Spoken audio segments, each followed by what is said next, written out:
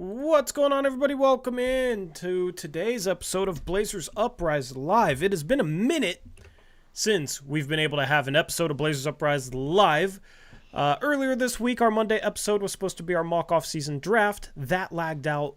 And yesterday, I was setting up brand new internet, so did not get a stream to you yesterday. But this stream is coming to you on that brand new internet. And we get to see how it goes. I have no idea what to expect. But I literally have a brand new modem, I have a brand new router, and I have a brand new cable connecting the internet to the modem. Literally switched out everything that I could. So if there's still lag issues, then I can actually confidently blame Comcast. Because before it was I think it might be Comcast, but I don't know. Now we get to find out because I got brand new equipment. Eric, you just recorded the latest episode of Hoops Crush. I'm looking forward to that. How's it going? Oh, not too bad. Yeah, we've been doing on Friday nights, waiting for the games to end, and then record a quick episode. So sorry it's a little late, everyone, but I hope everyone in chat is doing well. Thank you for tuning in. How are you today, Torey? Good, man. So today I've been preparing to start free agency tomorrow for our mock off season. If you're not keeping track of our mock off season and want to do so, Discord link is available to you in the description. Everything is in a Discord thread in our amazing Discord server. And yeah, you can go check it out through there. Free agency starts tomorrow. We've already had our draft. You can go see the draft picks. You can go see what the Blazers did with their 7th and 14th picks. And today, on today's show, we're going to talk some draft. The Blazers workouts are underway. We're also going to talk some draft risers, some draft fallers, some guys whose stock may be changing, whether it's based on our own big boards or just consensus opinion, rising on certain guys, falling on certain guys. I'm looking forward to getting into some of those names. We'll, of course, talk about the conference finals. And we will talk about Scoot Henderson. Was he snubbed from the all-rookie team? I want to get your guys' thoughts when we get into that. But first, Eric, we got to start off with the conference finals and specifically today's game. So I'll be honest, I only watched the last 4 minutes of today's game. But I do, of course, because I always do, have an opinion on something. That was one of the worst final defensive possessions I've seen from you're up 2. With 12 seconds left, the Timberwolves are up 2 against the Mavs. Mavs inbound. They have Gobert on the court. Dallas immediately goes into a pick and roll with Gobert to get Gobert switched onto Luka. And then Luka ISOs him, and you know what? That's not a great matchup. But if you're Rudy Gobert, knowing that you're up 2, you don't want to give up a 3. That loses you the game. If you give up a 2, at least you get a chance to win the game, or ultimately you go into overtime. But Rudy Gobert, man, gets twisted around on a couple Luka crossovers and overreacts to the last one and starts running towards the rim. Luka hits a step back 3, wide open. That was just terrible defense from Rudy Gobert. I know he's a big man, Eric, but you cannot give up a 3 in that situation. You cannot turn your hips towards the baseline to try and take away the drive, because the drive doesn't beat you unless you foul. The 3 beats you, and that's what he gave up. I just thought that was very poor defense on his part, but also maybe he shouldn't have even been in the game in the first place. I don't mind him being in the game. I just think, there was that point where McDaniels looked like he wanted to get back and recover to Luka, and then he hesitated too long. And then Lively did a good job of going through, so they had to make a decision whether to go with him or not. But if Gobert's in the game in that situation, you have to get the ball out of Luka's hands. You have to blitz that screen, in my opinion, and double team Luka. And you have McDaniels and Gobert, 2 really lengthy guys who could, Luka's a big guy too, but you could disrupt that pass a little bit. So I think you have to get the ball out of his hands, like you mentioned. A 2 does not beat you. So if he somehow gets the ball to Lively and Lively scores, you still have a chance at a game-winning shot, and you also have overtime. You cannot just let Luka isolate Rudy Gobert like that. And then, like you said, also, if you're Rudy Gobert, you have to force him to drive. You can't get caught up with him crossing over. Who cares if he crosses you over? Just play out so he doesn't make a 3. And so, yeah, just poor defense all the way around. And I thought the main problem was that they should have doubled Luka. You gotta. It's Luka. I mean, Yep. that feels like the type of way that the Blazers would lose a Western Conference Finals game if they were good. Yeah. It'd be something like that. Like, why you have him in the game? Why are you switching? Why are you overreacting to the drive? Like, just, you could not have played that any worse if you're Minnesota. Go over the screen and force Luka downhill and force him towards Gobert if you're going to have him in the game. Don't switch. It just didn't make any sense. Dallas is up 2-0 in this series, and I would say it feels over because Dallas wins both games on the road in Minnesota. But last round, we saw Minnesota win both games in Denver, go up 2-0, and then lose the next 3 games and go down 3-2. I thought that series was over twice. I thought it was over when the Timberwolves were up 2-0, winning both games in Dallas, and then I thought it was over once the Timberwolves completely choked that lead and were down 3-2.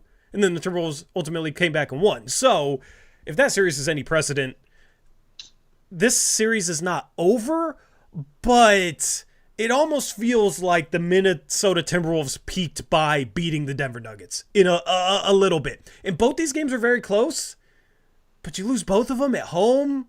Yeah. Is that an experience thing? I don't know. You have that bad lack of execution. They got screwed on a call. That's what I want to talk about next. I don't want to get into that until we finish talking about this game, though, and then we'll talk about the call.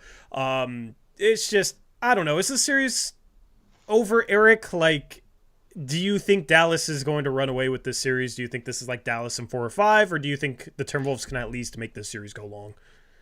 Well, obviously Dallas or Minnesota needs to win the next one because you can't go down 3-0. But Dallas has lost a few games at home this postseason. So, but if you don't win both of them, I think if Dallas is just thinking all we have to do is win one at home, and we're up 3-1 in this series, and I think it's over.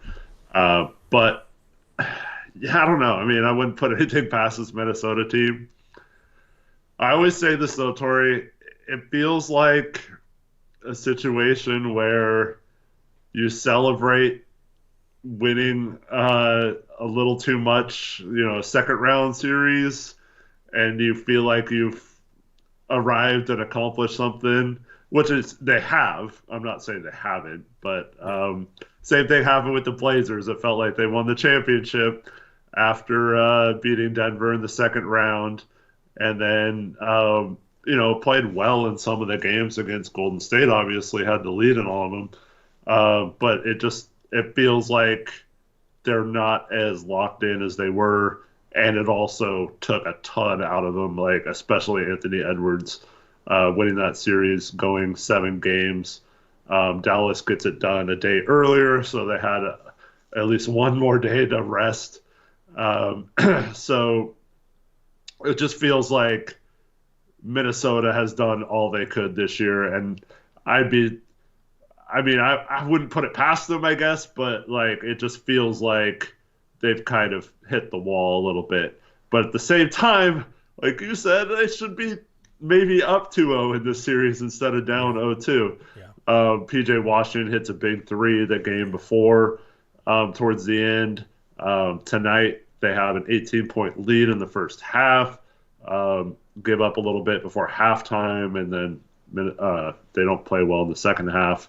So it's kind of crazy that to say all that, yet they're right there in both of these games. They could have easily won both of them. Yeah, and that's the beautiful thing about the NBA and about sports is you have an 82-game regular season. You have these playoff series that both the Timberwolves and Mavericks have won. And ultimately it comes down to who meets the moment in a close game. In both of these close games, in both games it's been Dallas.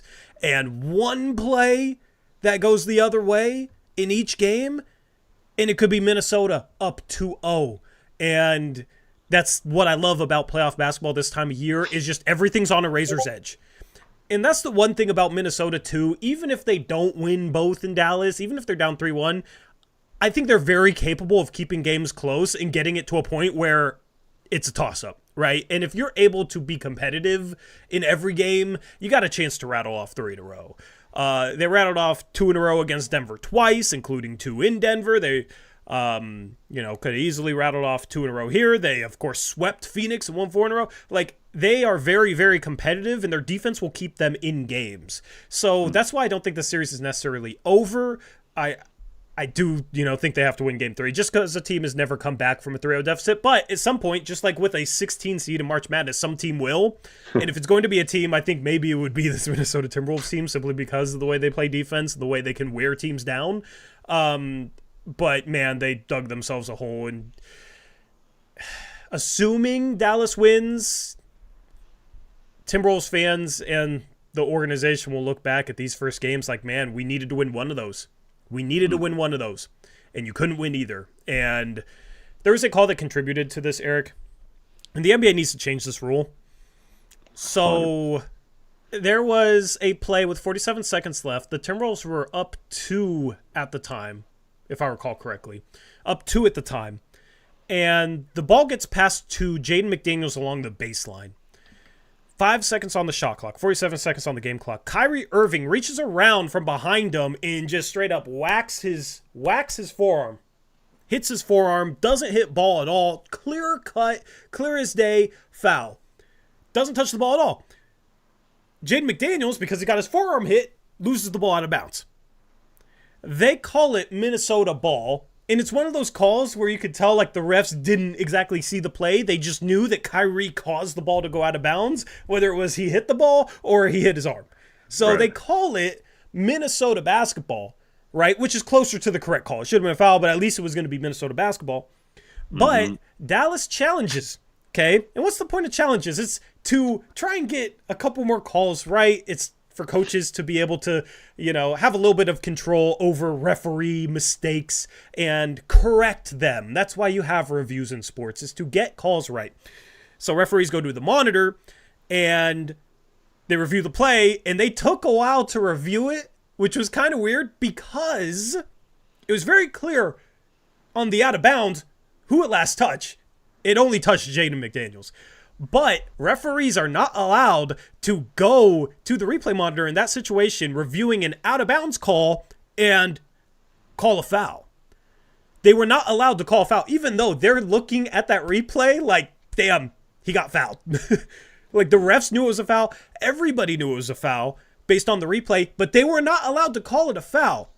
And the commentators during the game were complaining about this. Like, why be able to go to the monitor to make the right call, but then, based on clear-cut evidence on the monitor, you're not allowed to make the right call. I have never understood that, and that made a huge difference in this game. It should have been a foul. The Timberwolves probably win this game if the refs are allowed to make the right call based on a replay review. So I don't understand that at all. I don't agree with giving coaches the power to challenge a play and say he got fouled when it was a no call. But if you're going to review an out of bounds call and you realize that the reason the ball went out of bounds is because the offensive player got fouled, you should be allowed to call foul and just make the right call. And they weren't allowed to do it. A rule that stops refs from making the right call is a dumb rule. Absolutely. I think it was we talked about this rule before. Even I think before Blazers Uprise, but I want to say it was the Texas Tech Virginia NCAA finals where this happened too, and it went off the fingertips of someone and cost. I don't remember if it was that exact game or not, but one of those games, deep in the NCAA tourney, it cost the team a game. Of course, it's happened against the Blazers a few times. Early on when they started reviewing stuff again. It's just, what's weird to me is, okay, you say you can't call a foul, but you can challenge foul calls. So why? But you can't challenge a call that's not a foul to make it a foul. Like, that doesn't make sense to me. Like, if you can challenge a foul, it's like the stupid goaltending thing, right? You can't challenge it unless they call it, or they can't review it unless they call goaltending. So it's like almost better that they call a foul and then review it or something, or call a goaltend so they could review it. I forgot what game might have been game one of this series. One of the games recently had that exact scenario where the refs got to review it without it being a challenge on a goaltend. So to me, like Bill Belichick in the NFL said this for years. Like, we have 2 challenges at the time. Like, why can't we just use it on whatever we want to use the 2 challenges on? And so, like, I feel like the NBA could just do that. The argument against that is always, it slows down the game too much. But in that instance, you would have known the right call in 15 seconds. One replay, and you could tell what the right call was in that. It was challenged anyway. Like, there was a review, whether that was a rule or not. It was the review, right? Yeah. So, yeah. Yeah. No, 100% agree. I mean, it's just silly to me because you're reviewing what caused the ball to go out of bounds in terms of who hit it. But what caused the ball to go out of bounds was a foul. So I think because of this, they will change the rule this offseason, Eric. Yeah, this seems like a high-profile enough incident. The NFL, once again, they had that Rams-Saints pass interference that wasn't called. And then they ended up taking it away after a year, but they experiment with being able to challenge pass interference after that. Didn't really work, but, they immediately changed the rules, and that was in the NFC Championship. So I'm pretty sure you're right. I would be surprised if that rule isn't addressed in the offseason.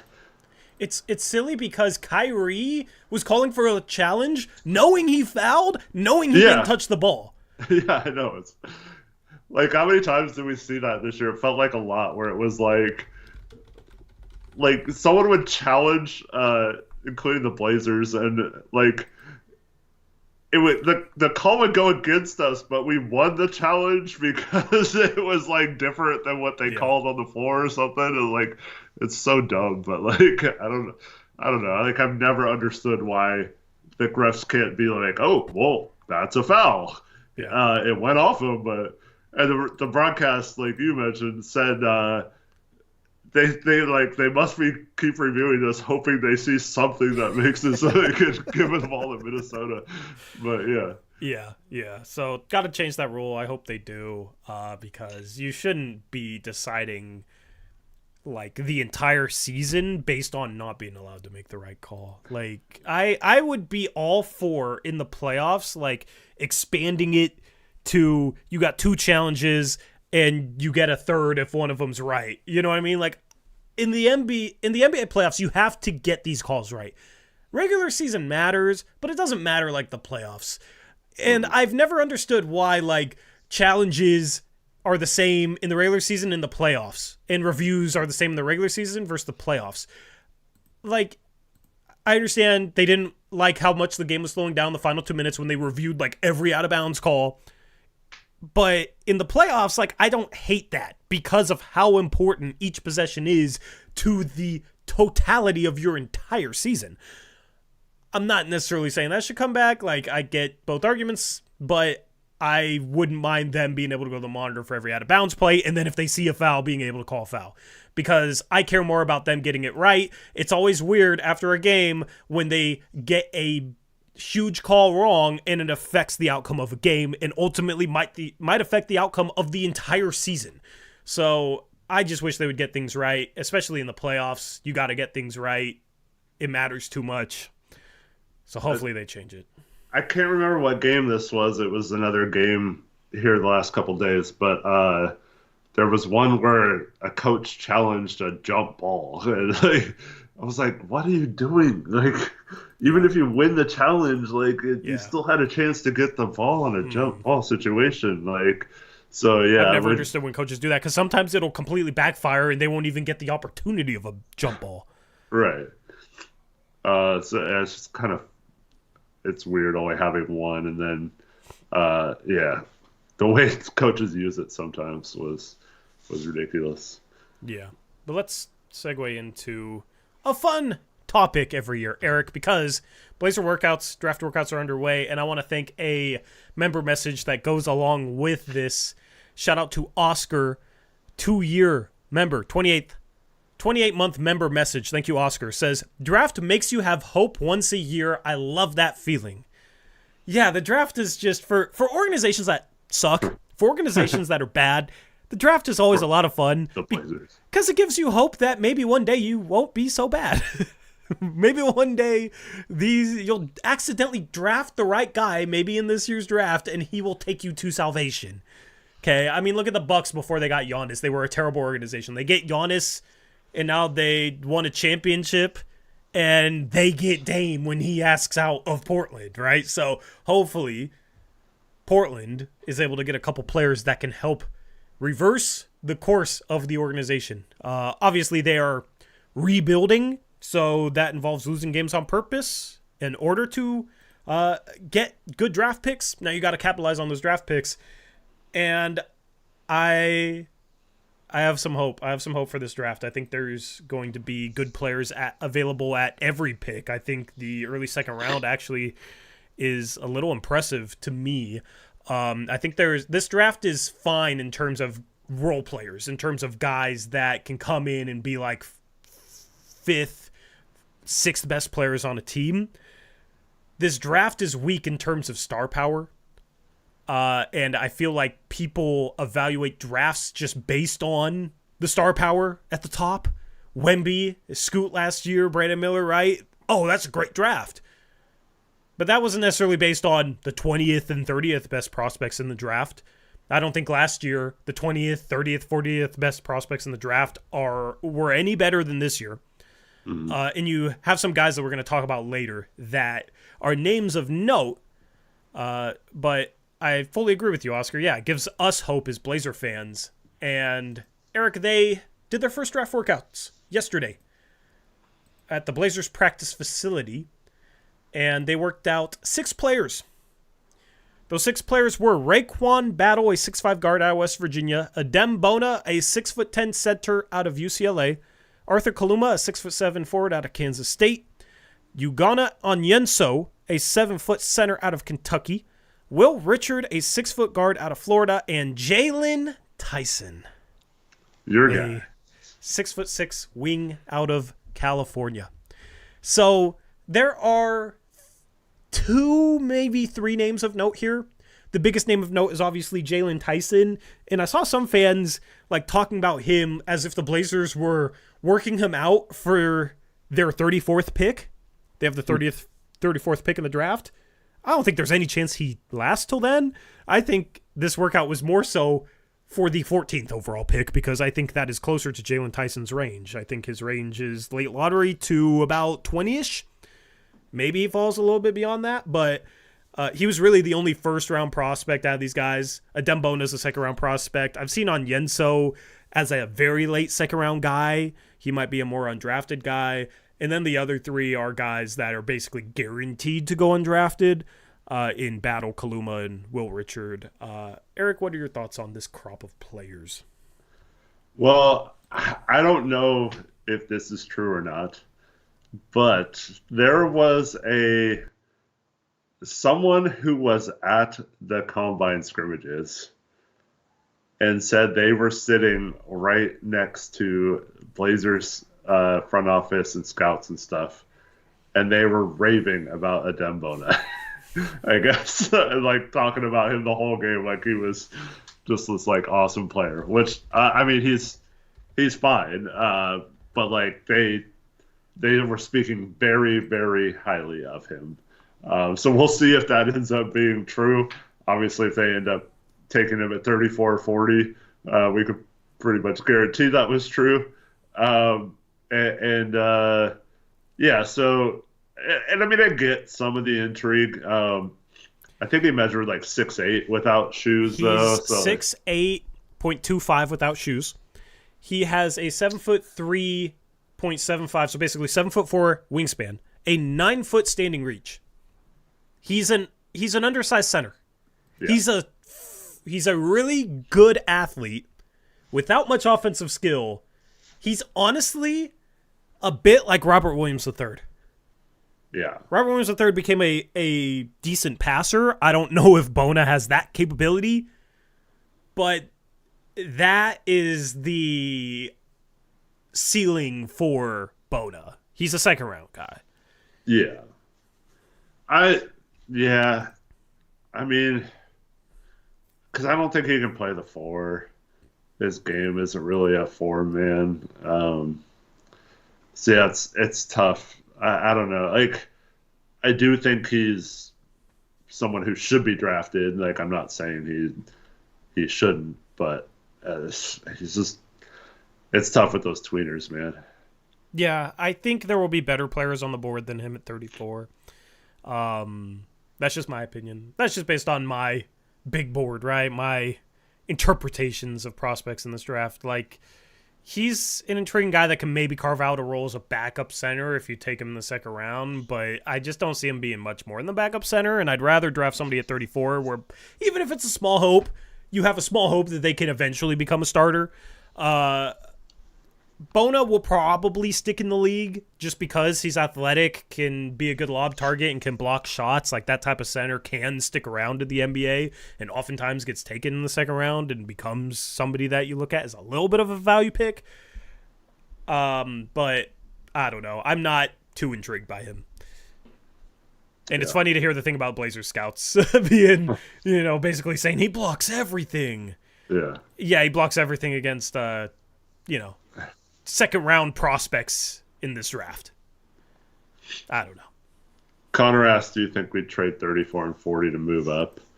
I actually don't think we will explore that at all because if they move up from 34 and 40, you're thinking late first, right?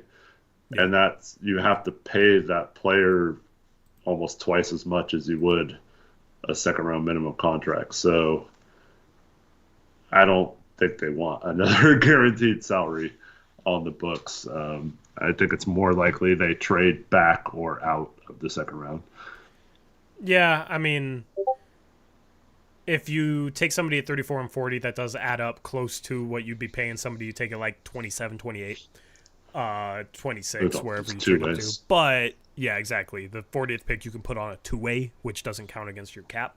Especially, I don't know when two ways will start to occur because normally early second round picks you actually put on normal contracts, and then once you get later into the second round, then you start to see guys get put on two-way contracts. And the Blazers haven't been a team that have put their second round rookies on two-way contracts. That's just something they've never really done. But I think it's more likely that they stay at 34 and then trade 40 for a future second, then combine those picks to trade up. But that is a very good question. Shout out to Smog, member for 40 months, says, time to overreact to every Blazers-related tweet. When was it not time to overreact to every Blazers-related tweet? That's all we do on Blazers Twitter, man. Every Blazer-related tweet. It's always, interesting to see the reactions to. But thank you, Smog, for being a member. Onyenso is kind of like Bona.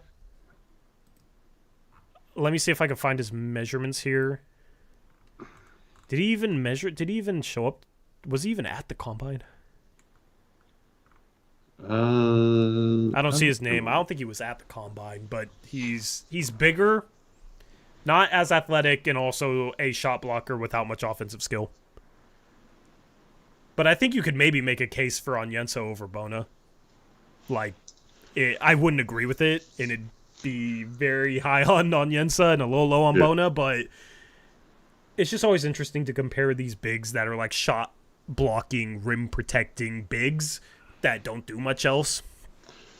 So. Well, I mean, Bona, early in the UCLA season, they were leaning on him heavily. Like, he was the only one who could score, and their coach even had some rants and post-game press conferences about how no one else was doing anything, and teams were just loading up on Bona. So I think Adem has a lot better offensive game than Onyenso. So yeah, but how that's much the only of that, difference.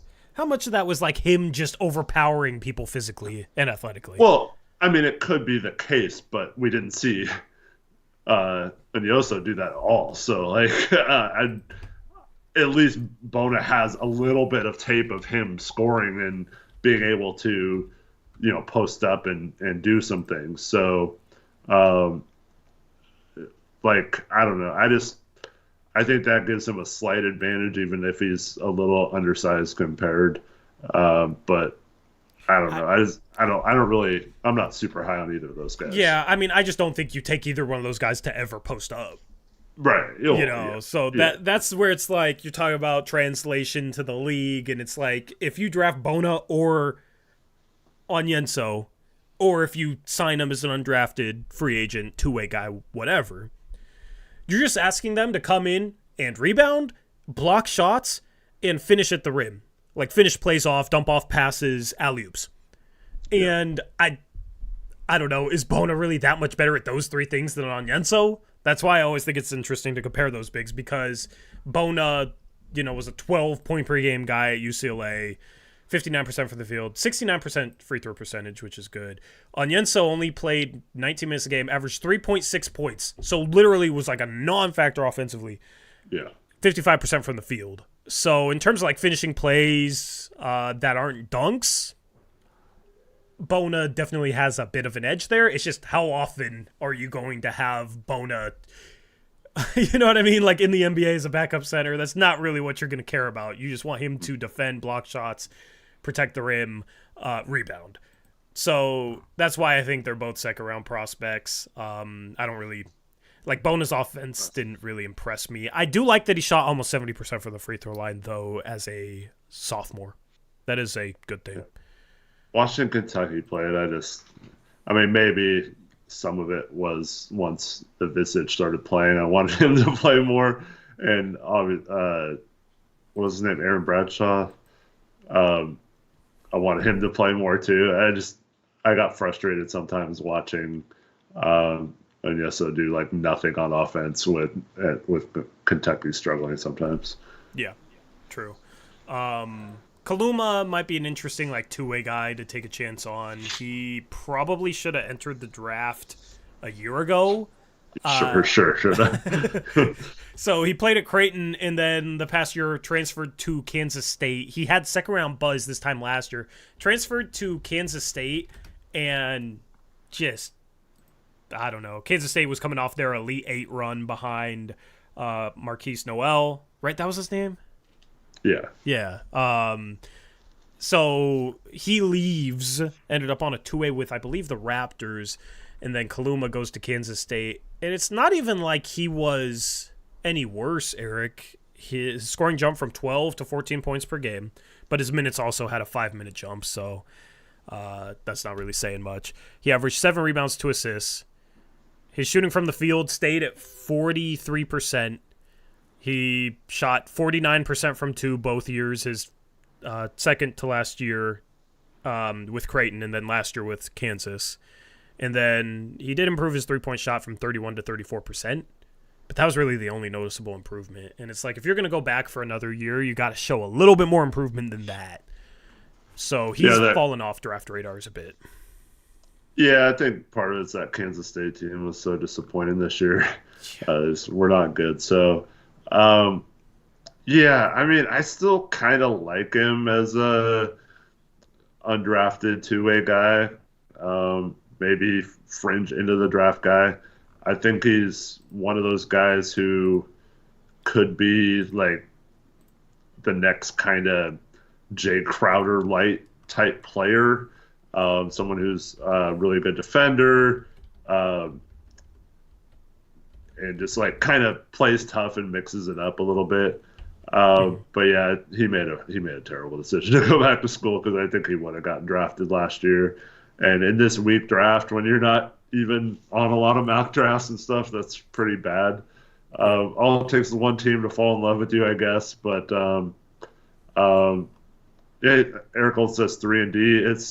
He's not really a good 3-point shooter. He's a little better driving in the mid range and stuff. But I wouldn't mind a team taking a late second flyer on him, but yeah, it's probably going to go undrafted. Yep. Let's touch quickly. Raekwon Battle is a Northwest native from Tualaip, Washington. Played 2 years at Washington, played 2 years at Montana State, and then played last year, fifth-year senior at West Virginia. last season averaged 16 points, 4 rebounds, 0.7 assists with 2 turnovers. Okay, he's 6'5". He shot 45% from 2, 34% from 3. He's not he's not really an NBA prospect. 5th year senior. I don't know how old he is. Cool story, like cool that he's a Northwest guy.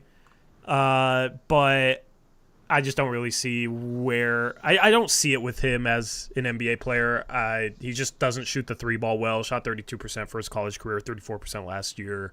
And not somebody you want really making plays, considering he averaged 2 turnovers last year and 0.7 assists. So it's just, what would his role be at the NBA? I'm not sure. Yeah, it seems like just a workout body. Yeah, that's pretty much it. Yeah, I don't really think he's going to end up on any draft boards. And then Will Richard played at Florida last year, averaged 11 a game. He's a 6'5" guard, shot 34% from 3. He's another workout body, played 29 minutes a game, averaged 1.3 assists and 1.3 turnovers. So another very low assist guy, basically just one of those bucket getters that's going to end up in the G League, be on some summer league teams. And every summer league, there's always those couple of guards that nobody's heard of that just chuck a bunch of shots and take away touches from the young players that we want to shoot. There's plenty of names you can come up with there. But what's your ultimate example, It's Torey? Antonio Blakeney. Yes. And they get hot for a couple games, and then people are like, this dude should be on our team. We should trade CJ and have Antonio Blakeney. He's better than CJ. There was literally people saying that because Antonio Blakeney went off in a couple of summer league games because he just chucked a bunch of shots up, and it drove me insane, man. So Will Richard, he's a bucket getter. He's kind of like a microwave scorer. Shot 35% for his career from 3, 82% from the free throw line, 58% from 3. So at least he was efficient. He's just not much more than kind of like one of those G League, Summer League bucket getters. Yeah, agreed. And then save the best for last. My guy Jaylon Tyson, man. I've listened to a lot of his interviews lately. He's one of my favorite draft crushes, has been one of my favorite draft crushes for months now. I was on the Jaylon Tyson train pretty early, back when he was projected as a second-round guy. Now a lot of mocks have him in the first round, and I've gone back, watched some film, listened to his interviews. His interviews impressed me, man. He's super confident, Eric, but also works his ass off. He's a really hard worker with a ton of confidence is a good combination. And then with everything else he can do, like, he's the type of guy you could bring in, I think could play different roles well enough to see minutes for a good team.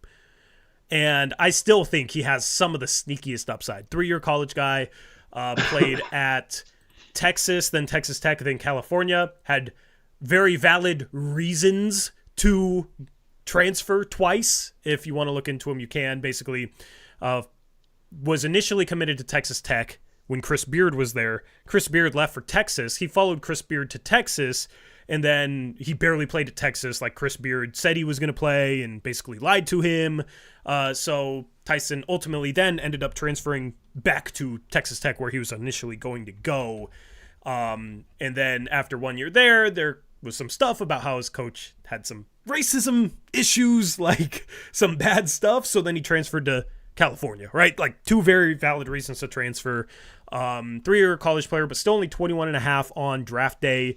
Measured in at, let's see here, Jaylon Tyson measured in at 6'5.5" without shoes, but a 6'8" wingspan, 8'6.5" standing reach, which I think gives him small forward size. It's a similar standing reach to Justin Edwards, or it's the same standing reach as Justin Edwards, Nikola Jurisic, Harrison Ingram, Baylor Shireman. It's half an inch shorter standing reach than Cody Williams, Kevin McCullough, Ryan Dunn. So I think he's small forward size. I think he's big enough to play small forward, strong NBA body. But what really impressed me about him is he's just very well-rounded.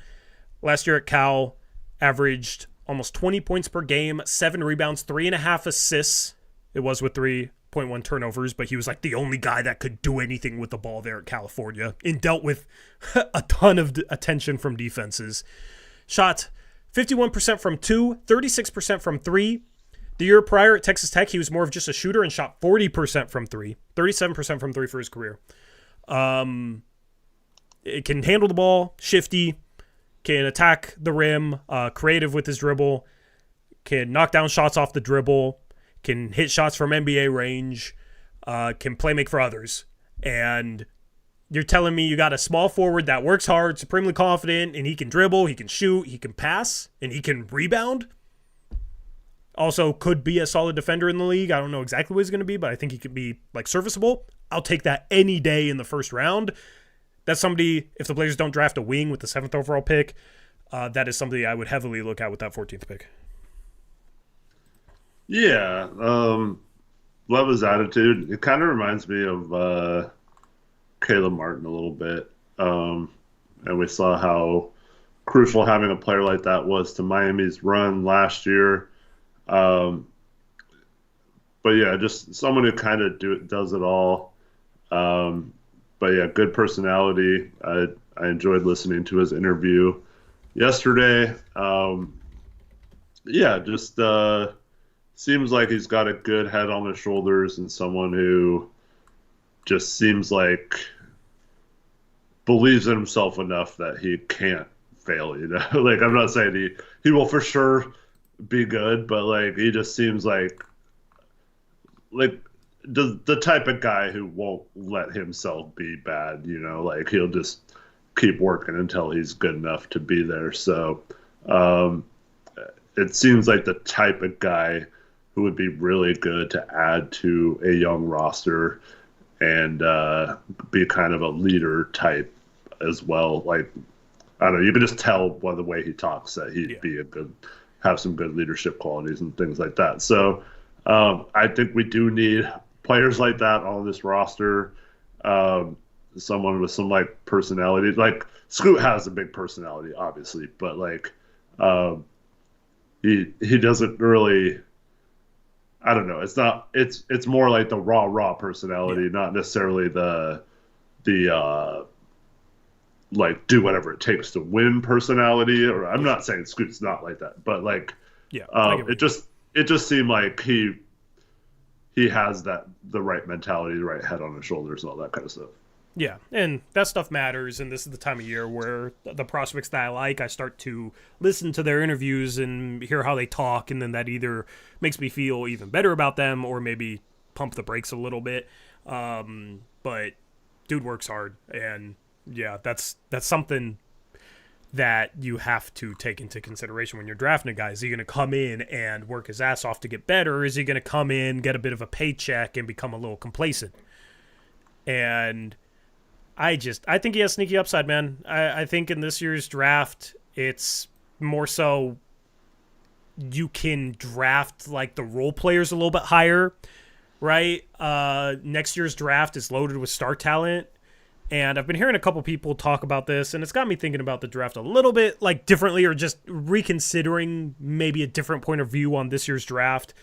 And basically the argument is, given that there's a lack of upside in this year's class, and some of the like upside swings are so raw, like have like very big question marks, you shouldn't be scared to get that like connective piece, that really good role player that every team ultimately needs. And this is a case that people have for having Reese Shea higher on their boards, and I kind of see it.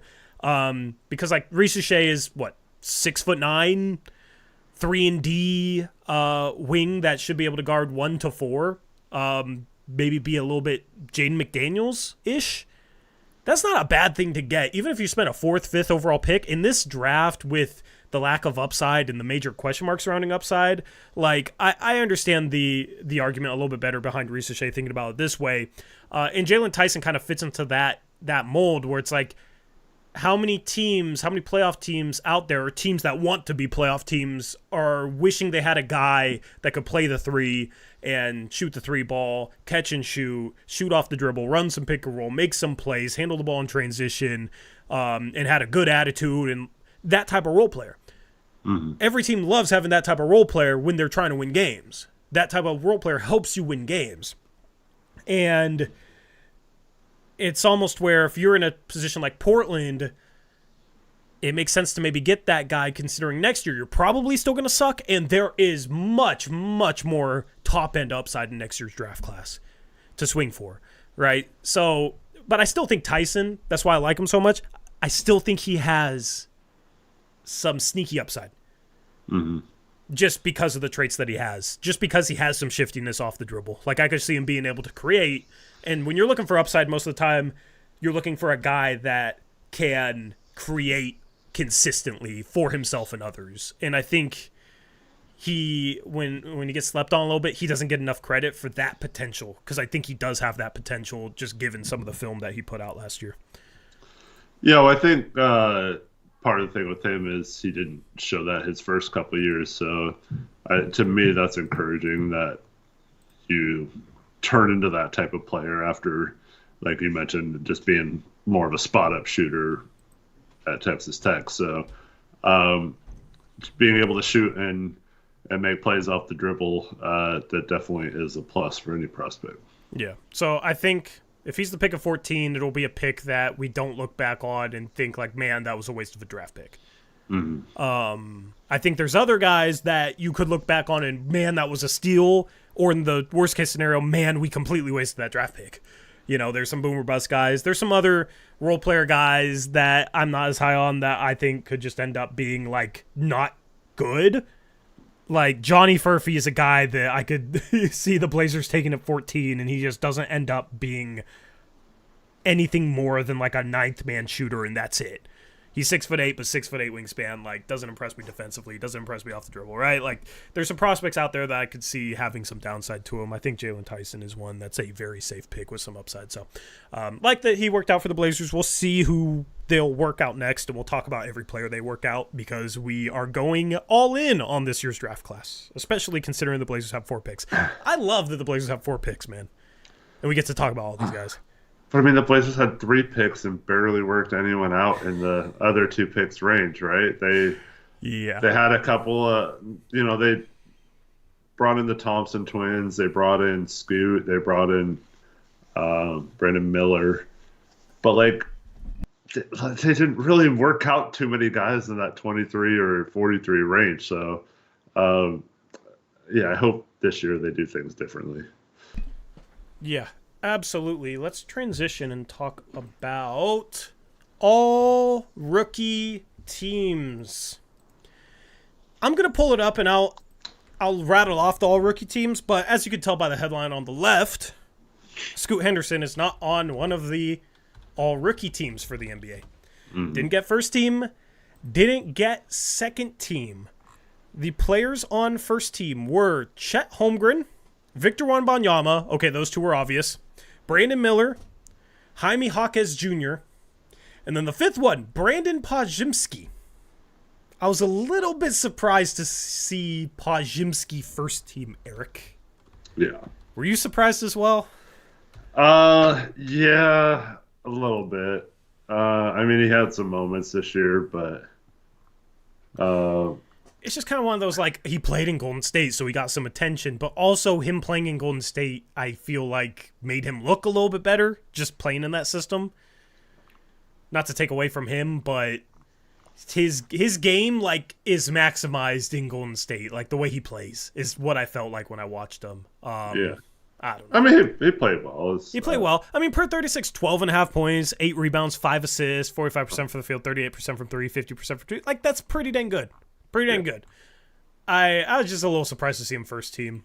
I thought there was a couple guys, Derek Lively being one of them, that deserved it ahead of him. Well, I think it was inarguable that Chet, Wemby, and Brandon Miller should have been on the first team. Jaquez really, I mean, his end of the season wasn't as good as the beginning, but no. I think he was pretty safe as the 4th guy. Other than that, though, I don't think there was any sort of consensus on who should have been there. So I guess it didn't surprise me to see Pods because I didn't know who it would be as that 5th spot. But yeah, it still seems kind of weird that he was first team. Yep.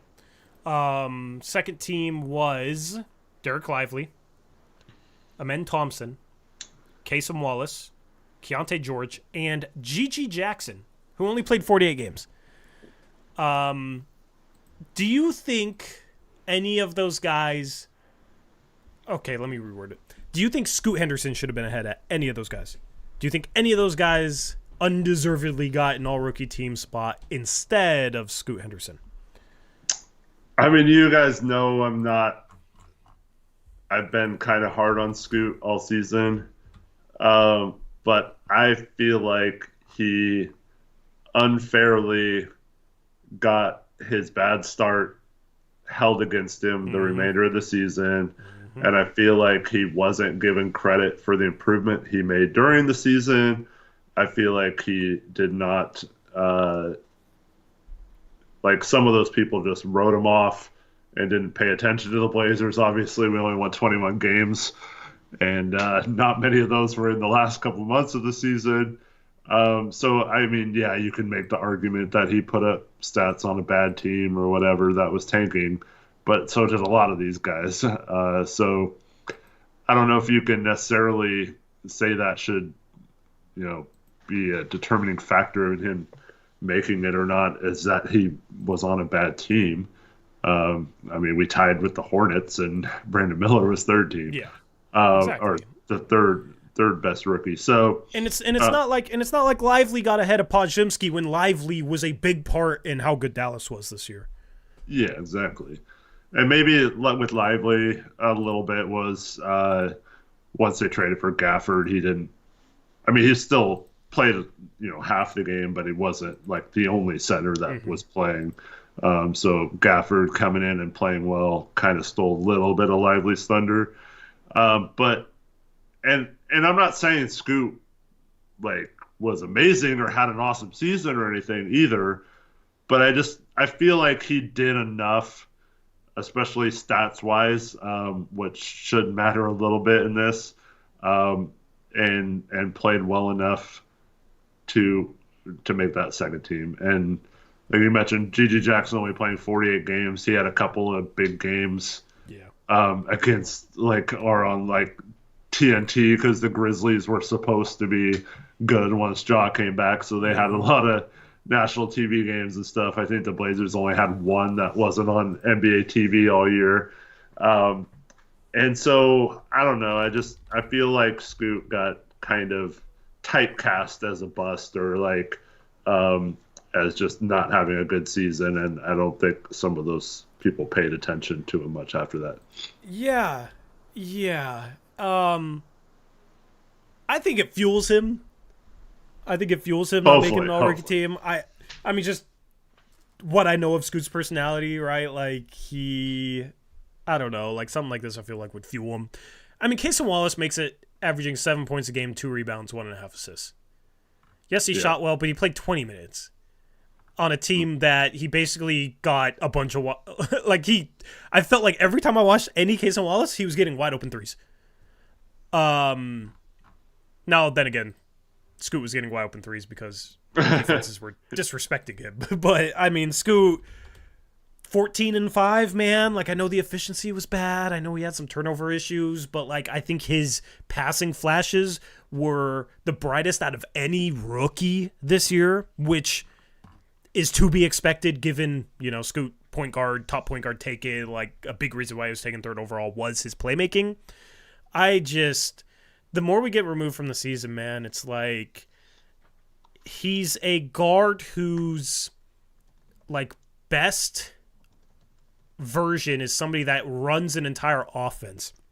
It is much harder for that type of guard to have a good rookie season than a guy like Kasem Wallace, who, yes, he's a point guard, shooting guard combo, but he basically plays off the ball and catch and shoot threes, and that's about it.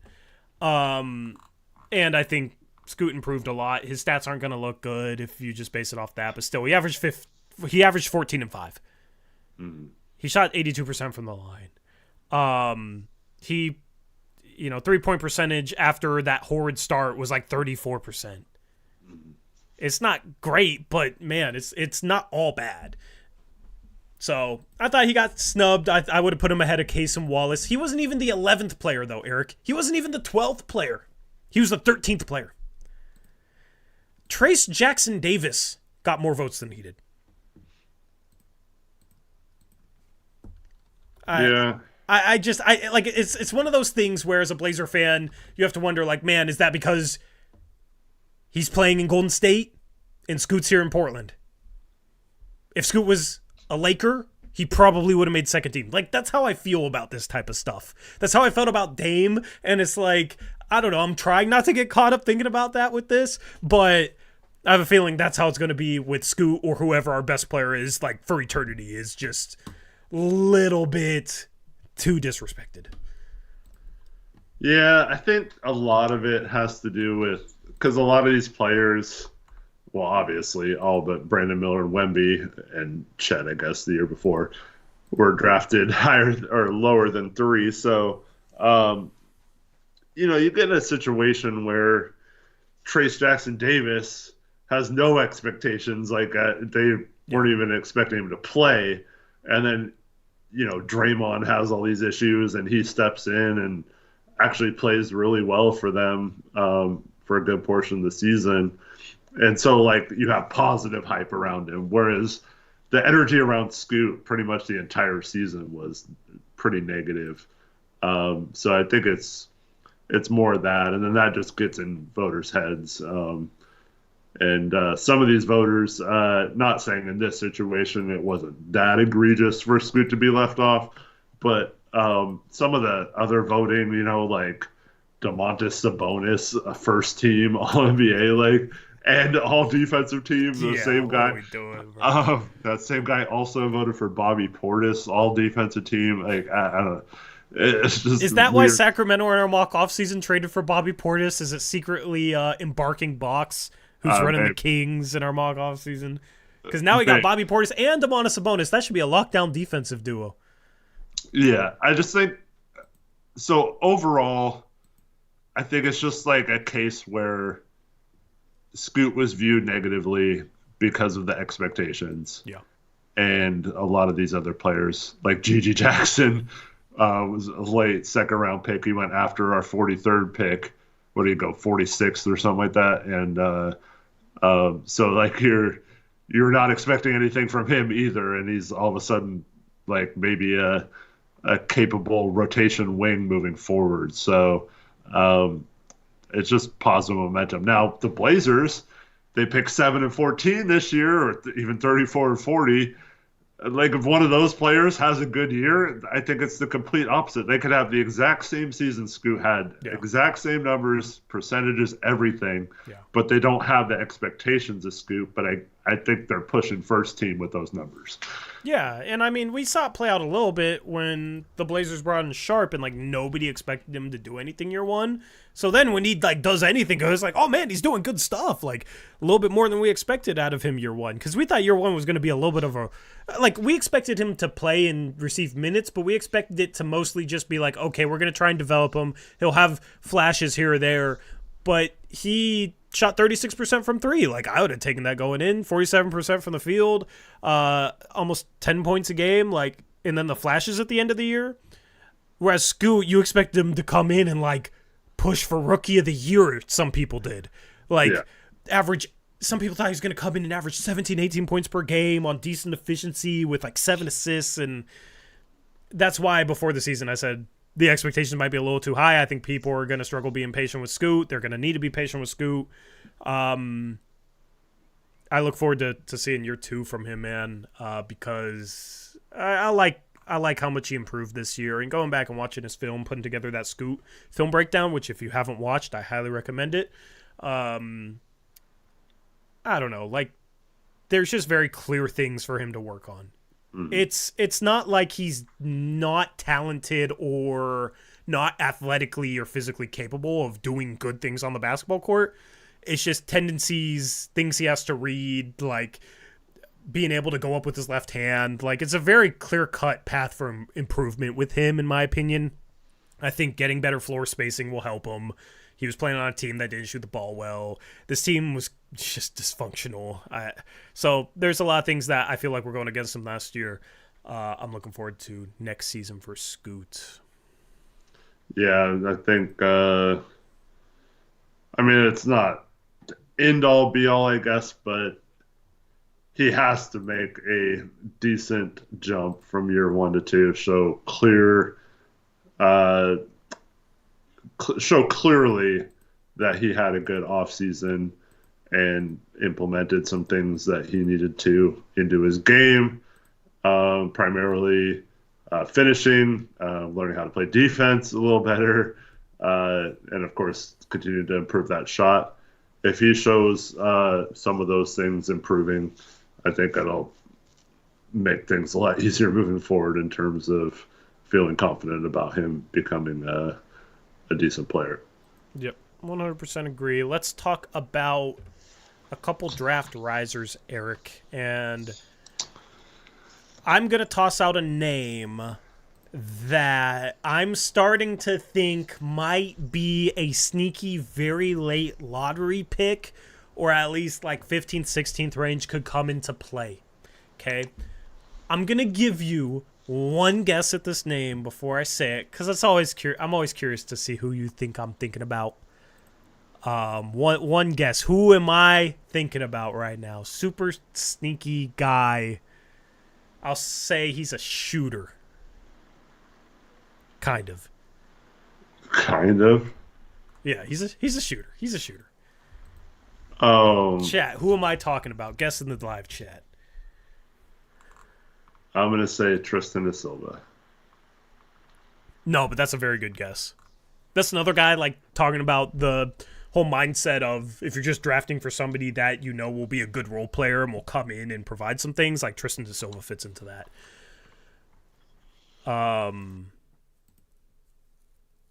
Chat is not going to guess it either. Shireman? No, Shireman's not going lottery, man. Filipowski's already being mocked in the lottery. Devin Carter's like been borderline lottery for a while. Yeah, it's not Filipowski because he's kind of been mocked in that range all season long.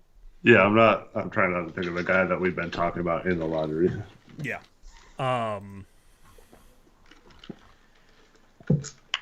Yeah, so there's this, I don't know. I'm just going to say it because nobody's guessing it. There is this 6'8" wing out of France. It's another French guy. Oh.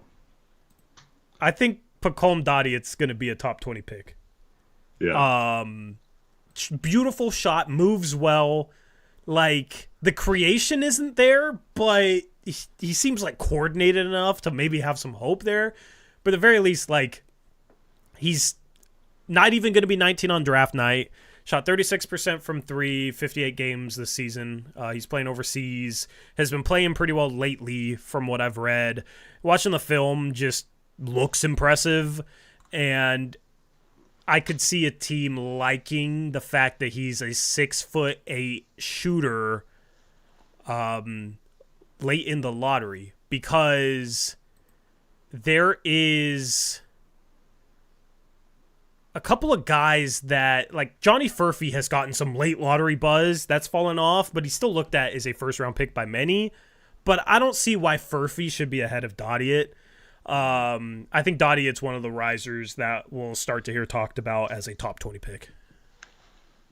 I actually watched his last game. I was pretty impressed with some of his passing skills. And he had one move where he did a couple of like crossover dribbles, showcased some decent ball handling. I was like, okay. Yeah. So I'm starting to be a little intrigued by him as well. Yeah, I don't know. I don't know. I kind of like see the 6'8" thing is like, it's kind of like the Ron Holland thing to me. I don't know if he's that tall, and that might be. I think he's taller than Ron Holland. We'll see, because those guys are going to have to measure at some point. But I definitely, I do think he's gonna rise up draft boards. I don't know if it'll be in the lottery, but definitely I think he goes in the first round for sure. Yeah, yeah. I think like 13th, 14th is probably his ceiling. There's just always players this time of year that will jump up into that range from nowhere seemingly, and I feel like Dottie is one of those guys. Eric, do you have a riser in mind other than him? Um, well, this isn't necessarily mine, but I did see today that Devin Carter is getting some buzz into the top 10 at both 8 to San Antonio and 9 to Memphis. Yeah. What do you think about him maybe being in the top 10? I'm not a big fan of him in either of those spots. I think That seems defensively having weird. Memphis. yeah, Maybe I San mean, Antonio, but you got Marcus Smart in Memphis. You got Jaw. Like, you're already really good defensively. You need bucket getters. You need shooting. we got Bane too. Yeah, like you don't really need defense if you're Memphis. They need shooting. They need offense. And Connect, if he's there at 9, is like perfect to me. Otherwise, maybe like Klingon is a guy that a lot of people are just assuming if he's there at 9, Memphis won't think twice about, and they'll take him. Just to, they had some injuries on the front court, on the front line. They want to keep playing Jaren Jackson Jr. at a power forward position, and rim protection with him and Klingon would be insane. So I understand if you're going defense, going that route, but going defense with a point guard when your best player is a point guard and you have Marcus Smart as a really good defensive guard and you have Desmond Bane, doesn't really make sense to me. So like if it's not Klingon, they should absolutely go Dalton Connect. I couldn't think of a better fit if you're looking for somebody to help them win now, and that's kind of what Devin Carter is. Like, he's a ready-to-play role player. And then, I don't know, do you agree with that take on Memphis for him? Yeah, I don't like him on Memphis, Devin Carter at all. I feel like that's a decent pick. Like, I don't think he's a bad pick in that range if you just didn't put what team took him there. Mm-hmm. I think you could definitely justify taking him that high. But yeah, it's just, in my opinion, when you already have 3 guards, unless you're trading one of them or have no faith in Ja being long-term answer, it seems weird to me with how much you gave up to get Smart last year, without being completely out on him. It just doesn't make sense for me there. San Antonio is a little different story. I do see him being kind of a good fit, but I still think there's guards higher up that have higher ceilings, and for a young team with a potential superstar for a decade plus, I don't see why they wouldn't take one of those guys over him with their picks. Yeah, if I'm San Antonio, I want a better passing point guard than Devin Carter to feed Wemby, run pick and roll with Wemby. Mm-hmm.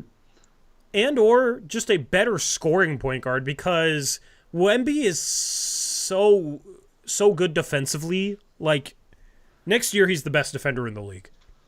This year you could have made a case he was the best defender in the league. He just didn't have enough defensively around him, right? But if you're talking about the point guard spot, like, you can go for a dynamic offensive point guard that doesn't do much defensively because you have Wemby behind him. So, like, Anthony Simons gets a lot of crap for his defense, but you look at maybe a similar guy, more undersized, but can shoot off the dribble, can pass in this year's draft, and Rob Dillingham. I like Rob Dillingham because he can pass a little better than Devin Carter and just much better shot taker. And then defensively, like, Wemby is going to help him out so much. It's not going to be a problem like it would be in other teams, other spots. So that's why I'm not really a big fan for Devin Carter for San Antonio. Yeah. Agreed. But that's why I think Dillingham's such a great, because like Wemby can mask a lot of his deficiencies. Yeah. And then a couple other risers. I'll just toss 2 two names in here. I think one goes back, and people are going to say I'm biased, but I truly think Michael Ajayi is a top 40 prospect. His measurements were great. He rebounds the ball great. He's a really, really good three-point shooter. Handled some like creation duties last year for Pepperdine. Should be a solid defensive player. Like, that's a really, really good role player. I'm just praying he goes back to Gonzaga, and I think he will. He's just a guy like winning mentality. Played NWAC, so he's one of the NWAC guys, Eric. But I think he's definitely draftable in the second round, and a guy that a team would just get him in the building. Very high character guy, like lots of good traits with him. But then the other guy, I think you like this guy too. And I've moved him up to 30 on my big board. So last pick of the first round. Mogbo. Oh, yeah. He was an undersized center when I first started talking about him a while ago. A little bit. And basically my hang up with him was, man, he's just too undersized. And it's funny because then he measures at the draft combine and measures 6'6" tall, and he's a center. That's not good, right? But 7'2" wingspan, 9.5 standing reach. For comparison, Chomchi, 9'1" standing reach. Deron Holmes, 9 foot standing reach. Adem Bona, 9 foot standing reach. Alex Sarr, 9'2" standing reach. Alex Sarr only has 1.5 inches taller standing reach than Mogbo, right? I've become more comfortable with him being somebody that can legitimately play center. Like, he's still slightly undersized, but not as undersized as I thought he was. He's a really good defender, a high feel passer, and just plays his ass off. So if you're talking about like backup centers, second round centers, right? Like we talked about Bona earlier, we talked about Onyenso earlier. I would rather take the guy that should be a good play finisher, decent athlete, right? Decent rebounder, decent defender. So a lot of the traits that you normally find in those second round bigs. But the thing that separates Mogbo is he can really, really pass. And he can dribble a little bit. So that makes him more intriguing than Bona, than Onyenso, than some of these other bigs. And that's why I have him at 30. Torey, I think he's quick enough to play forward. I don't, other than shooting on it's offense, the shot. Yeah. But like defensively, I don't think he's a center. I think he's like a Tamani Kamara, like scrappy type wing. Like, you know, like I think he's big enough to defend the center spot though, and strong enough to defend the center. I think he is. I'm just saying, like, I feel like when I watch him, he's more suited for that type of role instead of so One Piece brings up Draymond Green, and like, you hate to compare anyone to that type of person, but this is the type of guy who can do a lot of the things he can, and I feel totally comfortable on him guarding quicker players, whether that's like twos and threes or wings. Like you said, he can muscle up and play bigger guys a little bit too. I don't think I'd want him permanently playing as a big, but I think that's where his advantage is, and that's why I like him so much, is like if he's like center size in terms of reach and that kind of stuff, but has like the skills of a forward outside of that shooting, I just think there's a lot of stuff you can do. And I've made no bones about it. Like, I've been really glued to the forwards and bigs that are show a passing IQ, and so like I really like that skill set a lot. The bigs who can make the right reads, who see the floor well, because I just think it's really easy to throw them in and teach them on offense, or get them to swing pass and find the open guy, or even make that high-low pass from the top of the key in the short roll. I think there's so much you can do with those kind of guys. So I've been kind of upping those type of players a little bit more recent drafts, and I think there's several of those kind of bigs that have some nice passing skills in this draft. Yeah. He's not much of a shot blocker, more positional defender at the center spot. I do agree. I like him. You know where I love him? You know where he is absolutely perfect? 35th pick, Eric, San Antonio. You play him next to Wemby. He can feed Wemby. He can defend that position. Wemby can shoot, right? So Wemby can be the floor spacer out of the two. Like, that is a fit in heaven. San Antonio, they liked having Boris Diaw as a power forward that could put the ball on the ground a little bit and pass and did the little things. I truly think he doesn't fall past that spot. I think San Antonio would be crazy not to take him at 35. That is such a perfect fit. Like, there's other teams where, like, the fit has some question marks where, maybe picks after that where I wouldn't take Mobo. But if I'm San Antonio there at 35, I am taking him in a heartbeat, and I'm running with it, and I'm playing him next to Wemby some. And just imagine the big-to-big passing with those two. Like, yeah, phenomenal stuff. Yeah, I'm about 25 on my board. Yeah. Any other risers for you? Well, for me personally, I mean, we've talked about this for a while, but I have Jerusik up to 14 on my board. I have him 15. Yeah, nice. The one thing that worries me, because you're going to say positive things, the one thing that worries me, like 6'7", 6'8" wingspan, 6.5" standard reach. Like, you see him 6'7", like he looks big out there on the court. Can he? I don't know. Like, I think he plays small forward even with the small wingspan. Yeah, I think he's a small forward. Just the part of the reason why I liked him before seeing his measurements, like in past years, was just the size. Mm-hmm. It's not quite as impressive if you actually look at like wingspan, state reach, but I still have him at 15, right? I just wanted to put that out there because you're probably going to touch upon all the positive things that I agree with. So go ahead.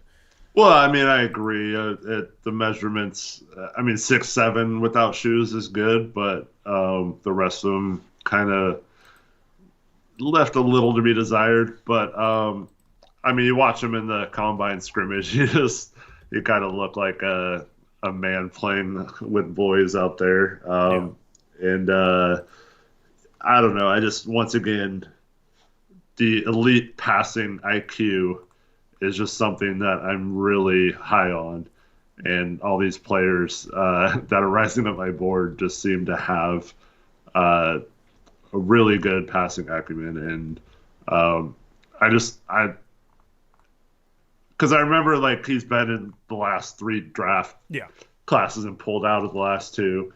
And I remember like just being like, yeah, he's okay, the last couple drafts, and maybe I could see him going in the second round or whatever. And then I watched like some of his games recently, and it's just like he's a completely instead of just showing an occasional flash, it's like how he plays all the time now. So really impressed with some of his improvements.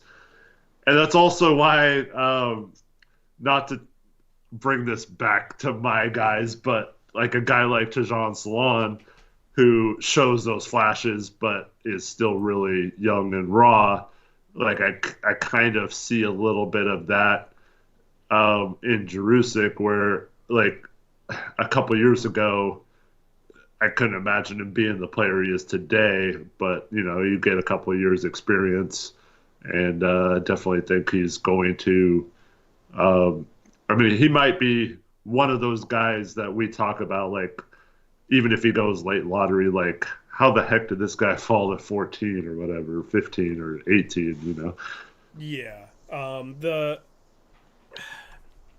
Yeah. I agree with all of that. The couple of things that I think will hold him back from being a top 5 player in this class, which we're talking about him in a higher regard than he's mocked in a lot of mock drafts right now, right? But we're talking about risers. And how high could a guy like that rise? Maybe he starts getting some buzz for like 10th, 11th, 12th range, right? The couple of things stopping him from being a top-tier prospect, one, he's not the best 3-point shooter, 32.5% last year. Like, he can shoot, but that's not a strength. If he was, like Ricochet this past year, you'd probably be talking about him as a for-sure lottery guy. He did turn over the ball a lot. Like, his passing is really impressive, but 4 assists per 36, 3.8 turnovers. That's a lot of turnovers. Defensively, he might not ever be a good NBA defender. He might always really struggle on that end. I'm not sure. The lack of wingspan, the lack of, not a guy that seems like somebody will come in and be a lockdown defender. And then it's just like a little bit with me, like comparing him to a guy like Jaylon Tyson, is I'm a little bit more confident in Jaylon Tyson's ability to create separation, and how sharp he is with some of his moves, where Jurisic, I'm not sure he's going to be able to separate quite the same way. He's a decent athlete, but I don't know if he's going to be able to create the same amount of separation as a guy like Tyson off the dribble. So that's why I have Tyson a little bit higher right now. But Jurisic is definitely a first-round prospect. There's no bones about that. Like, he is certainly one of the more intriguing talents in this year's class. And I moved him and Dottie up at the same time. I think both those guys are very intriguing. They're a little bit different, but I like both of them. Definitely in the top 20 right now. Yeah. And then let's talk about fallers. Eric, is there anybody falling on your big board? Is there anybody you're looking at and having second thoughts about? Is there anybody you're looking at and some more red flags are raised, more questions about on your board? I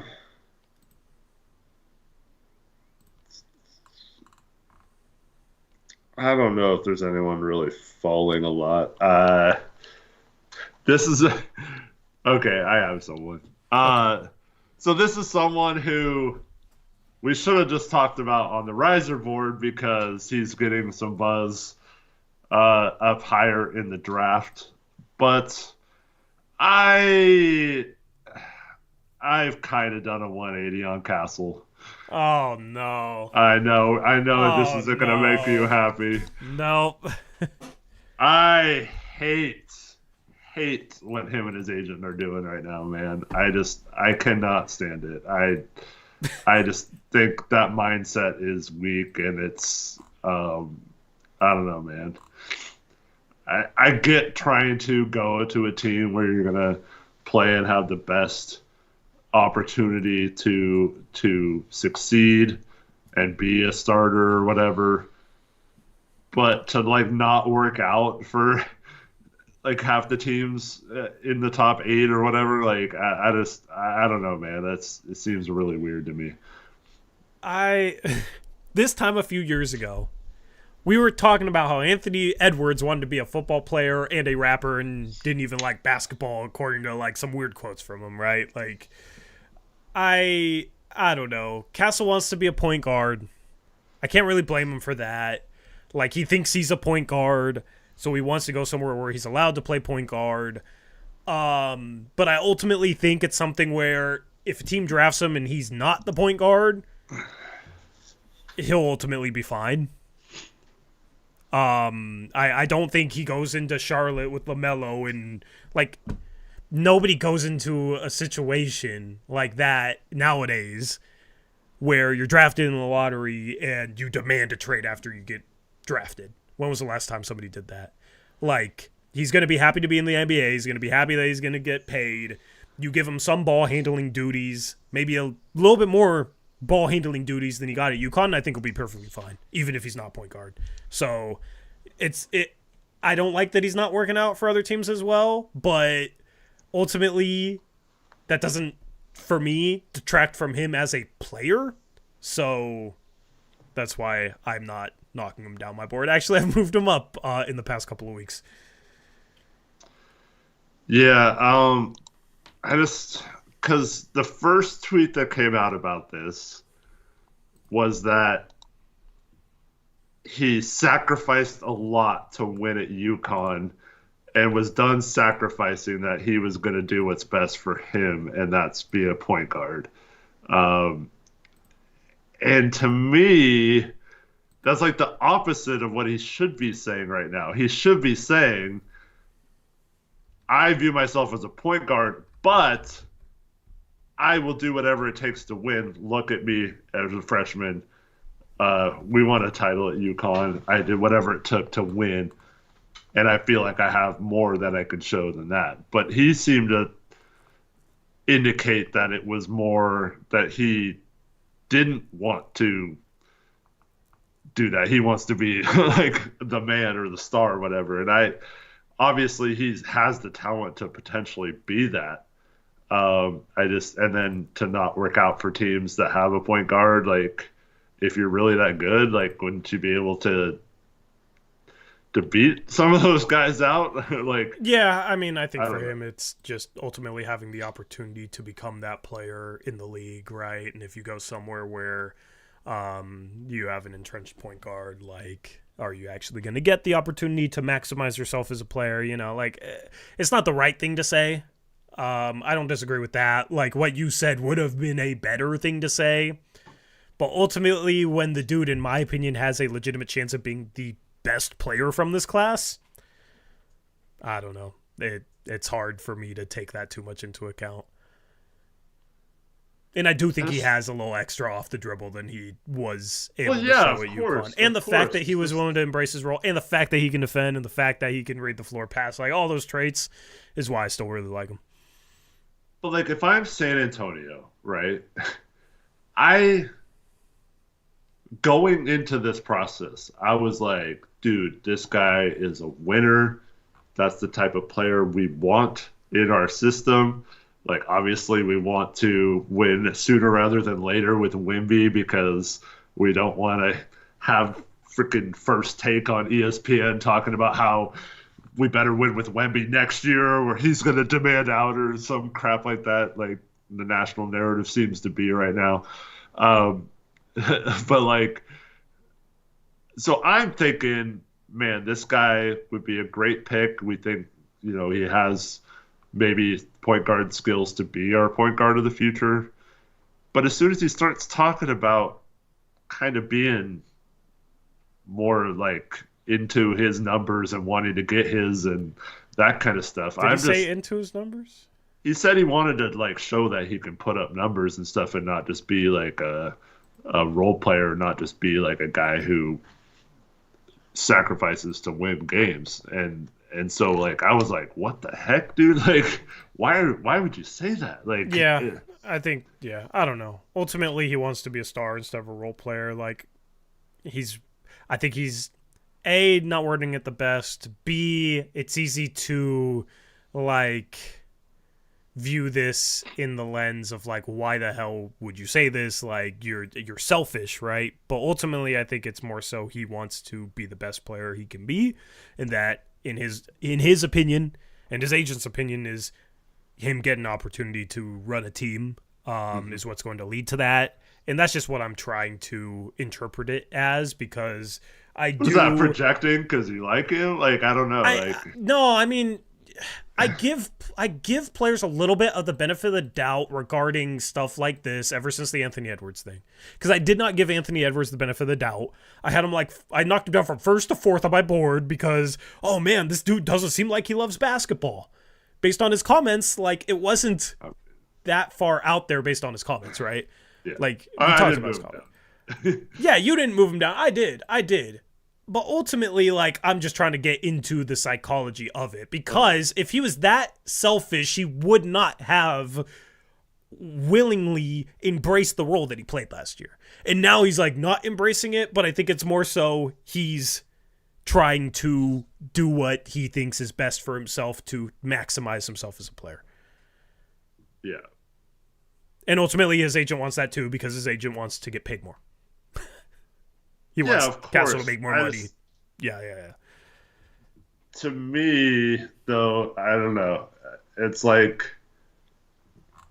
okay, but you just won a championship doing it that way. So now you're saying that's not the way you want to be? Like, I don't know. Like, I know he might.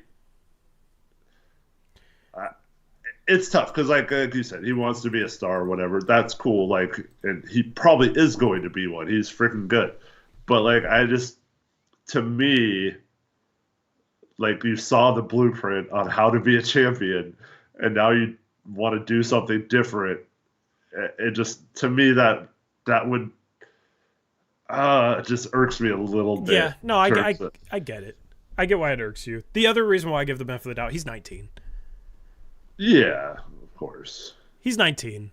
Like, I think the fact that he was able to buy in at the age of 19 as a teenager on that UConn team was impressive. Like, and part of the reason why I liked him.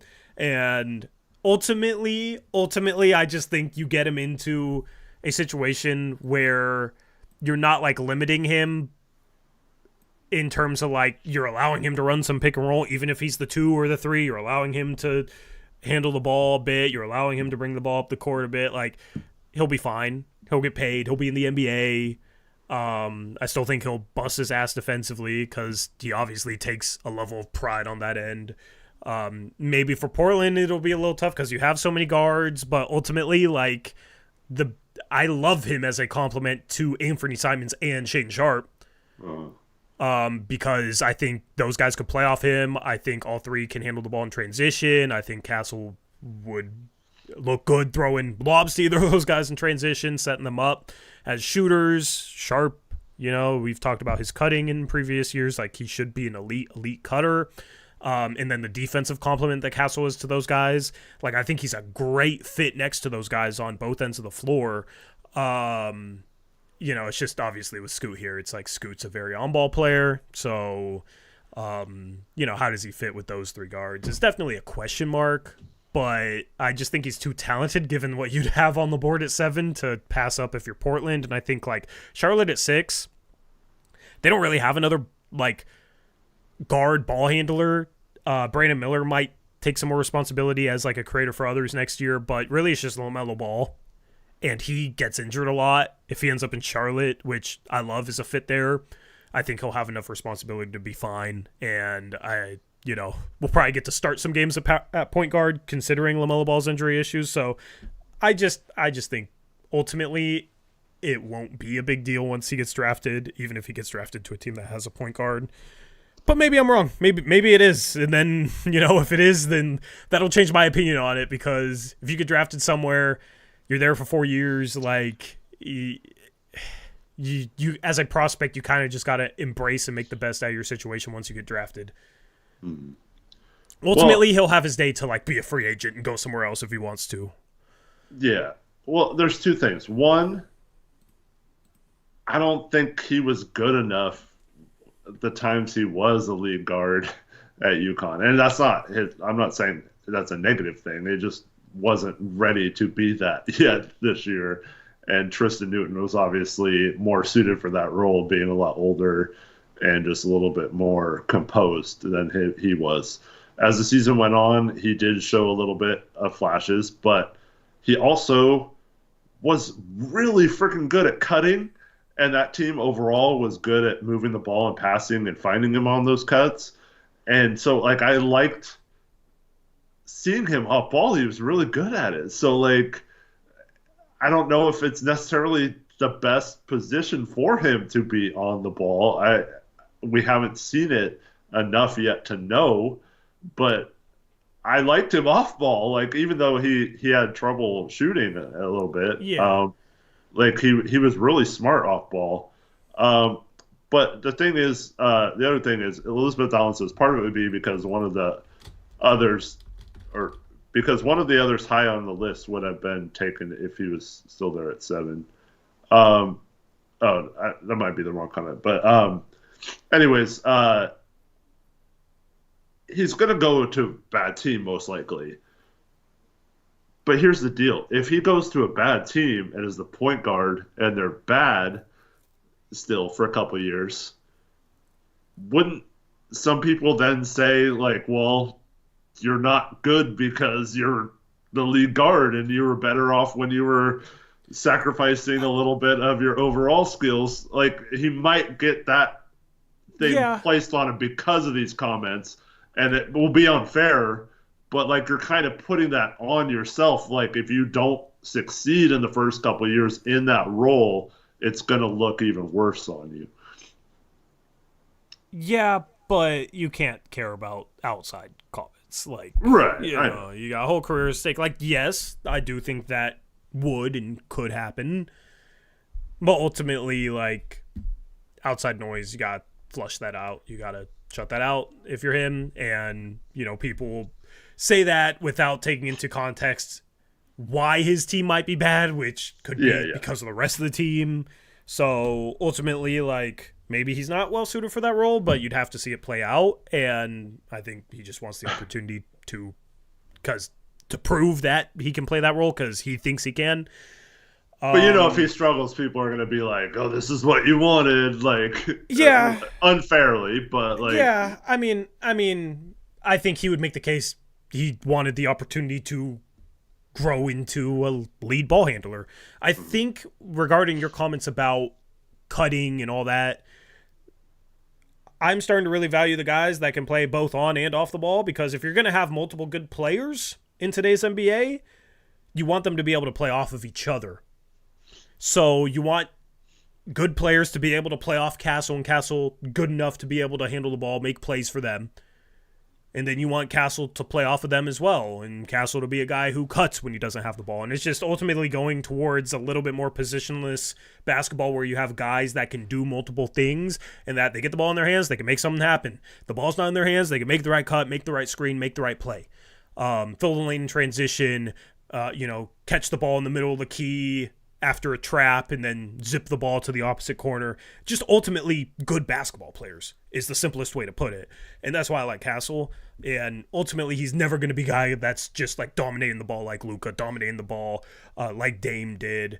He's probably never going to be one of those players. I don't think he expects to be one of those players. I just think he wants the opportunity to grow into somebody that can ultimately be a shot creator. He wants that opportunity from the jump, and he's trying to force his way into that. And yeah, it definitely isn't the best look, but I don't know. I'm giving him the benefit of the doubt that, because I do think he'll be one of those guys that can be good on and off the ball and defensively, which is very intriguing.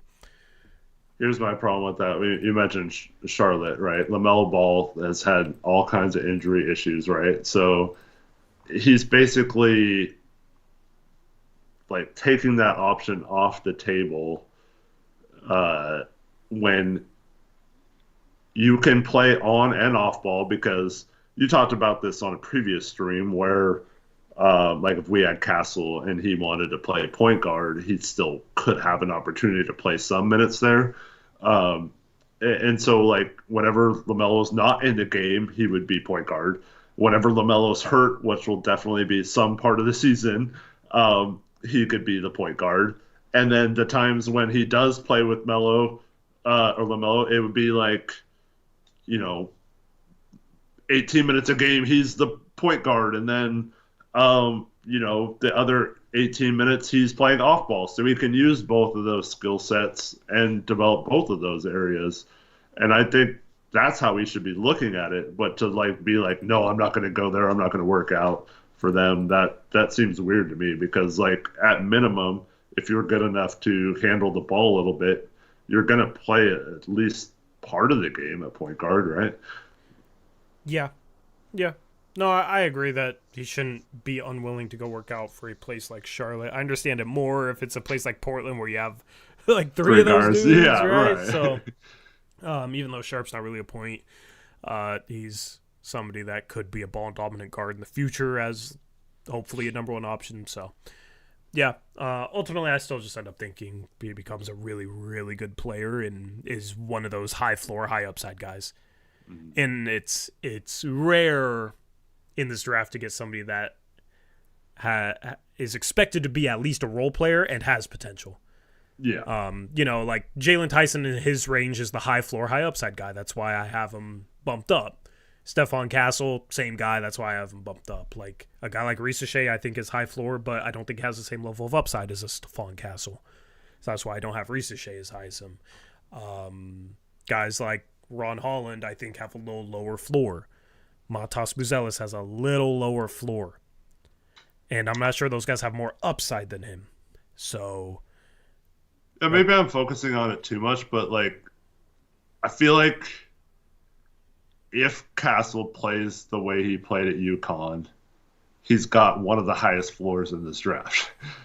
If he's strictly a point guard, I don't know. That could be.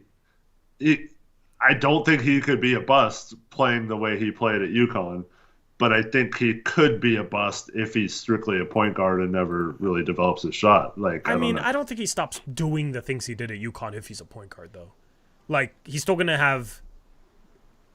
Like, the ball's not always going to be in his hands, even if he's a point guard. He's going to have off-ball opportunities. Like, you know, flow of an offense. The ball's going to end up in other guys' hands. He's going to cut, right? Like, he's going to defend. I don't think he just stops doing that stuff because he's point. So I don't think his floor is lower if he's a point guard. Well, we've seen, like, McHale's a good example of this. Dame, for years we talked about this. Anthony, we talked about it. When you're the lead ball handler, it's really hard to have that same level of effort on defense that you can have when you're not using a lot of energy on offense. Those guys never had a motor like Castle. Yeah, but like, I mean, McHale was all defensive team type of guy, and this last year was terrible. McHale? I was talking about Ant and Dame. Yeah. Like McHale's defense fell off being the number one option this year.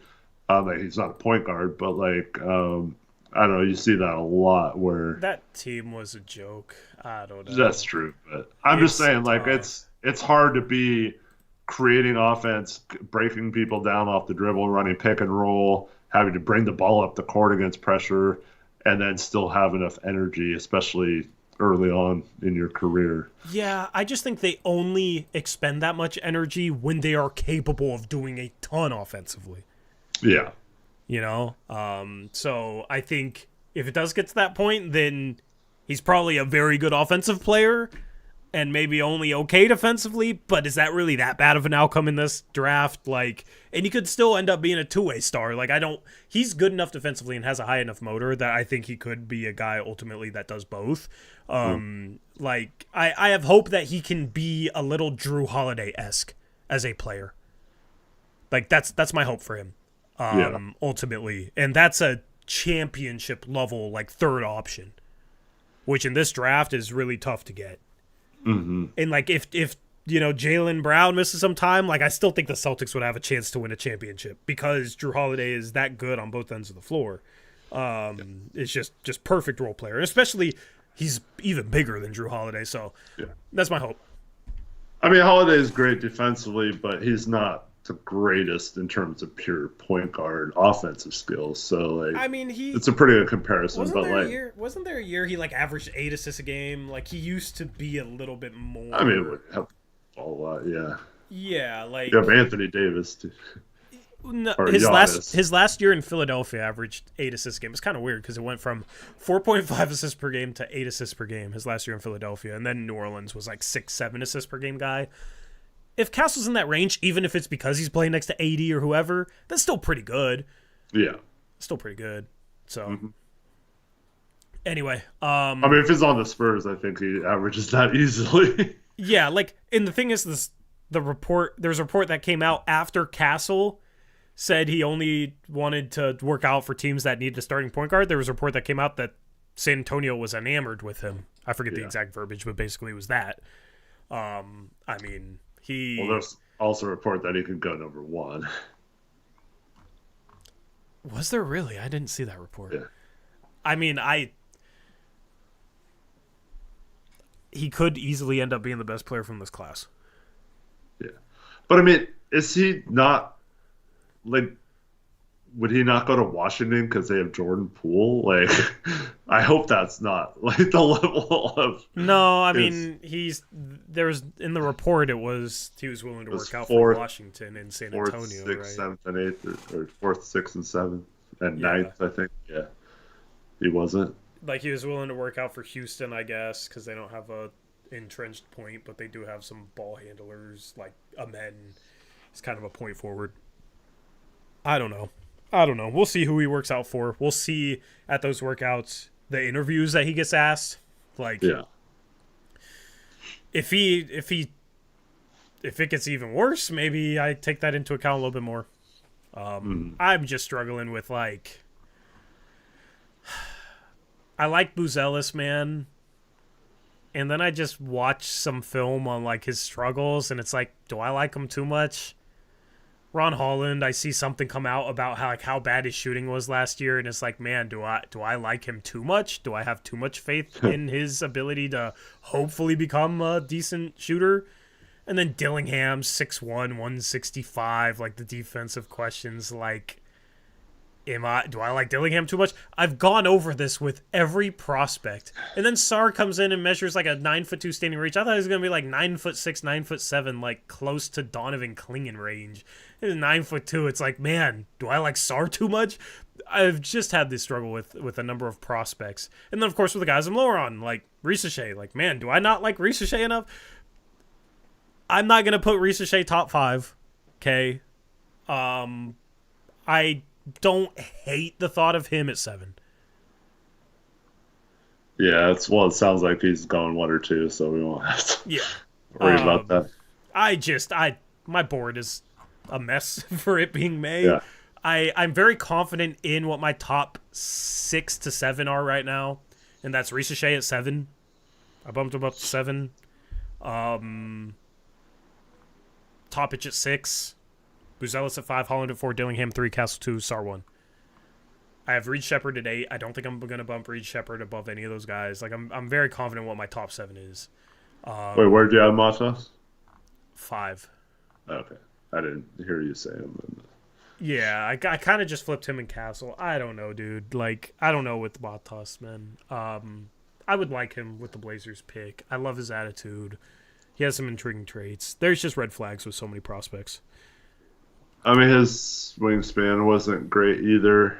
I think it was only 6'10". Yeah. He measured a slightly smaller than I thought. He I needs don't to be know. a power forward.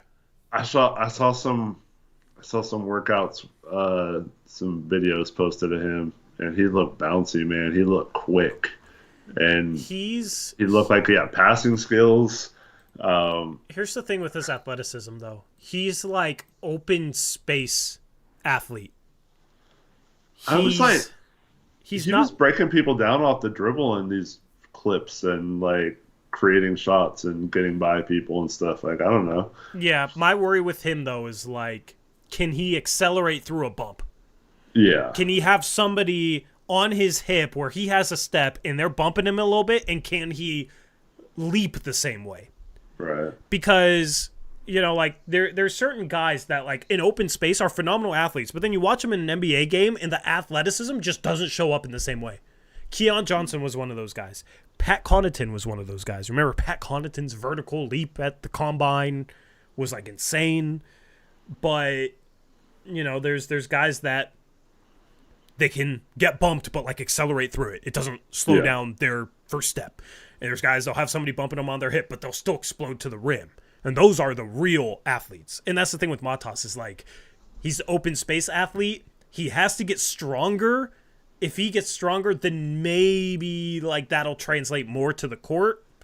That's just my thing with his athleticism is it's not functional enough, and he needs to get stronger just for like dealing with bumps on drives and being able to use his body.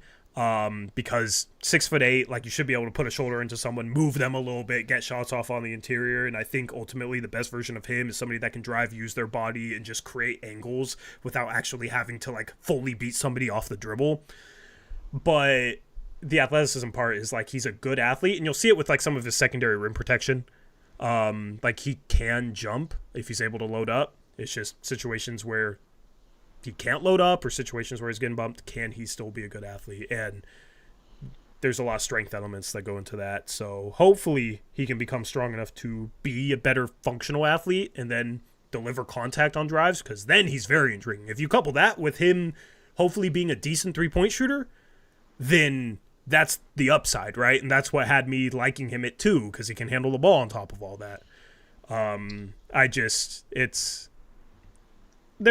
It's I don't know, a little theoretical for me, like the optimistic version of him. And the shooting off the dribble last year, I forget what the stat was, but he made 1 3 off the dribble last year. if he's going to really reach his upside, like I want him to be somebody that can knock down threes off the dribble a little bit. And he just didn't showcase that at all last year. And I just don't exactly know how to grade his shot. He's more of just a spot shooter guy, which if he's not able to hit threes off the dribble and defenders go under pick and rolls, then his upside's lower, right? So I wonder what we'd be saying about him if he went to college instead of the G League and he got to play with a shorter 3-point line and against college players that weren't quite as strong. Or I think we're maybe thinking about him a lot differently right now. Yeah, it's very possible, and that's why it's like, man, I'm trying not to overthink him. I have him at 2. He's big and can handle the ball, like, and moves decently well, and should be an okay on-ball defender and a good secondary rim protector. But that's what's fascinating about this year's draft. Everybody's talking about how bad it is, and this draft sucks. Like, who cares? Everybody sucks. There are so many case studies, I feel like, in this year's class for certain types of prospects that just have a unique blend of upside or things that they do well with red flags on top of them. And it's going to be fascinating to look back, as Elizabeth Allen says, this draft class in 4 years is so much more interesting than the rookie years. In 4 years, I'm really looking forward to looking back on this draft class. Not only because I've poured more time into this draft class, but also just because of the blend of traits that these prospects have. Yeah, I think with Buzelis in particular, so I think it's a home run if we take him at 7. Because, like, if he's a bust, it's, like, not the end of the world, you know? Or if he doesn't improve those things. But, like, it seems like right now, Ricochet, Sar, some ordered 1 and 2. And then you hear Castle, you hear Reed Shepherd, you hear Klingon as like top 3 guaranteed or something. And so, I mean, it's very likely Buzelis, then you hear, you know, his teams weren't happy about his wingspan or whatever. And so, like, you keep seeing, like, oh, he might be there at 7. I don't see how the Blazers can pass on him if he's on the board. I think it's a no-brainer at that point. Even if he, I don't know. I think it's worth the risk, even if he doesn't pan out. I won't blame Joe if he's a bust for taking him there. I don't know. I think there's 10 guys that could be gone by the 7th pick. Yeah. I think there's a small chance that Cody Williams is gone by the 7th pick because a team falls in love with his tape earlier in the season before his ankle injury and drafts him at like 5 or 6, right? And then Saloon. Yeah. Like, he's getting buzz top 8, but, like, I mean, if you're Detroit, you can't pick in the top 4 because you're cursed. Like, you might as well just take the wild upside swing, especially because he's shown some good traits lately. I mean, when you compare Salon and Buzelis, who's the better shooter right now? Probably Salon. Who's the bigger, better athlete?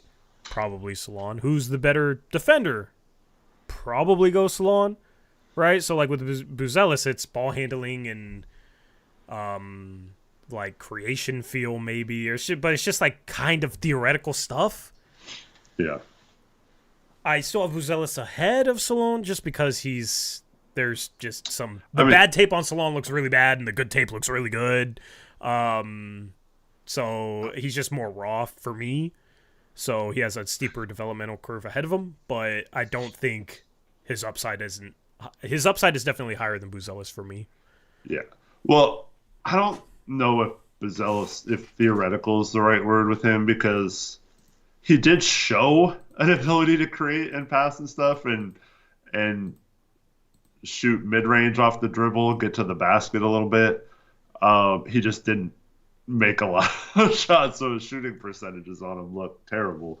Yeah, but well, like he did show that theoretically he could do those things. It's just a matter of being able to, like you said, finish through contact and and do like make shots more consistently and things like that. Yeah, So it's just like having the freedom to do those things in the NBA. He has to make more shots, yeah, and also there's just plays where it's like he'll have plays where it's like, man, he's really reading the floor well. Like he'll have a really good move. Like it seems like his feel is fine. His feel is good. His ability to read the defense is good. But then he'll have some plays where he'll just get tunnel vision. I don't know. Like it's tough to talk about feel because it's kind of an arbitrary thing in the first place. But yeah, that's a question mark for him. But I think he will fall to 7.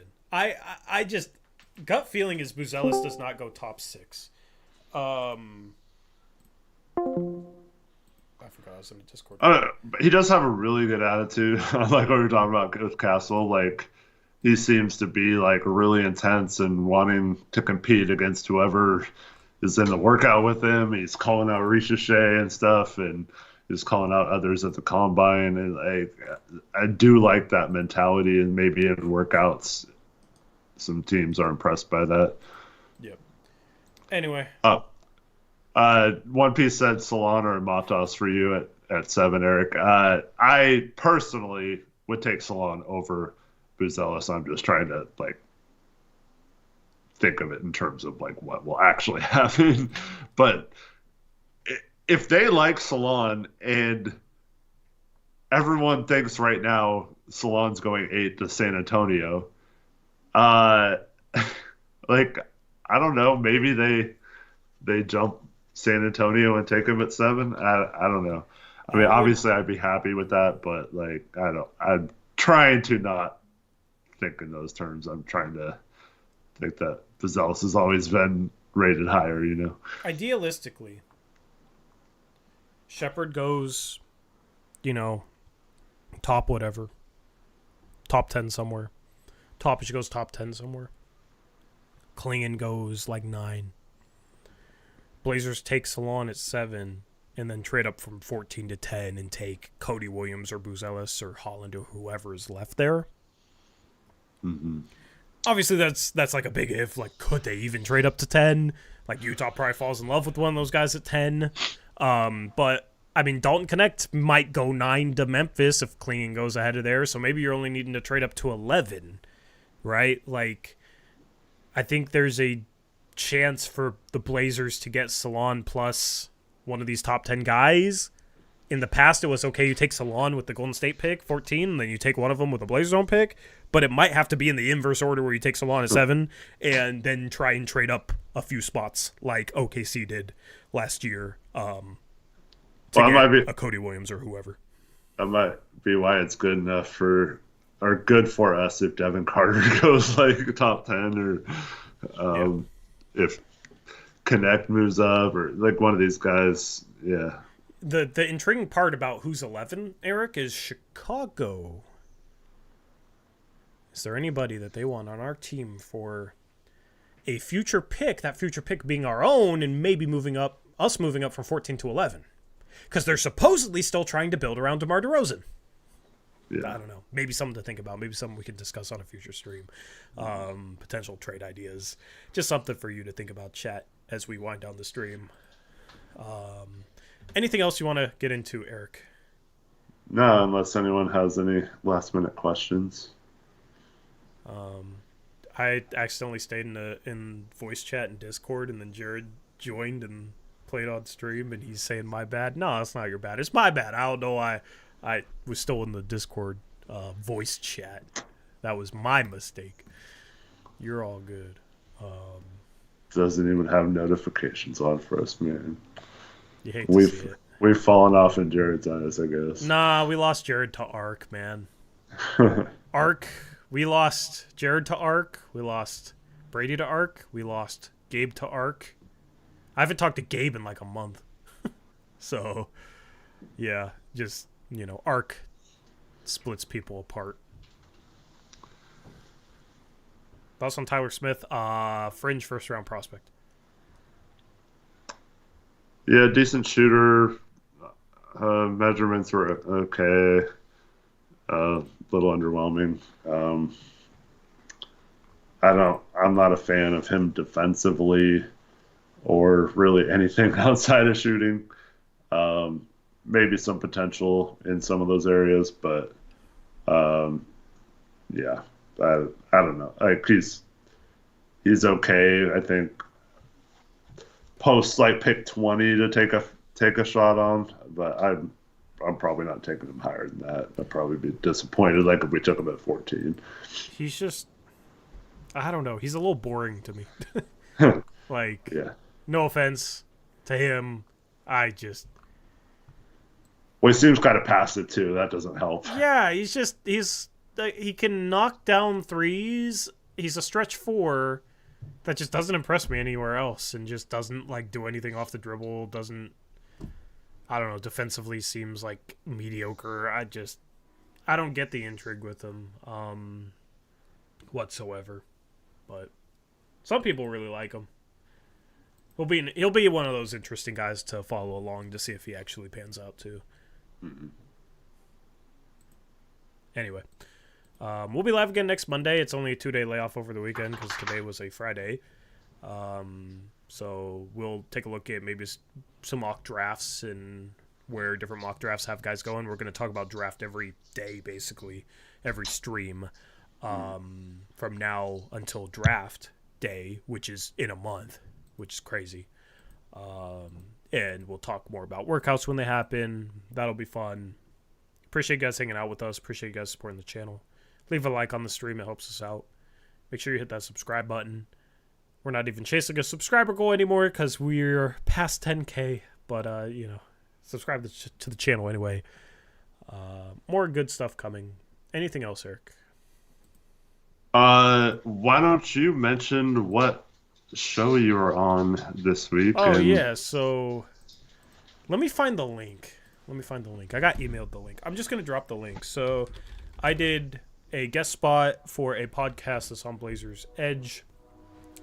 The host of the podcast just like brings in random people to talk about random stuff, not only the Blazers, but like I talked about my basically my start doing content, like how I started the channel, where I was born, like just some life stuff, some behind the scenes stuff. It's something that I've never what it would have took for you to be an NBA player. Yeah, I got asked, I talked a little bit about my 1 year in college. He asked me what it would have taken. Like half the episode. Yeah, if you don't like Torey talking about college, don't.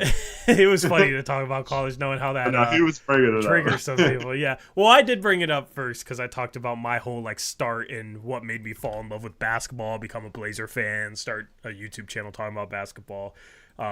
So yeah, you guys can go watch that podcast. I just dropped the. Oh no, that's the Zoom link. Whoops, I will delete that. It's an old Zoom link anyway. I gotta get the podcast link. I did not have this ready.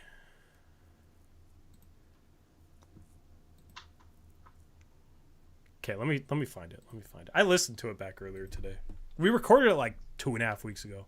Yeah, there was one of the questions I was like, wait, that sounds like an answer from before you knew something had happened or whatever. Yeah, because I said something about like that's why I really want Sar this year for the Blazers. Yeah, that's what it was. Yeah.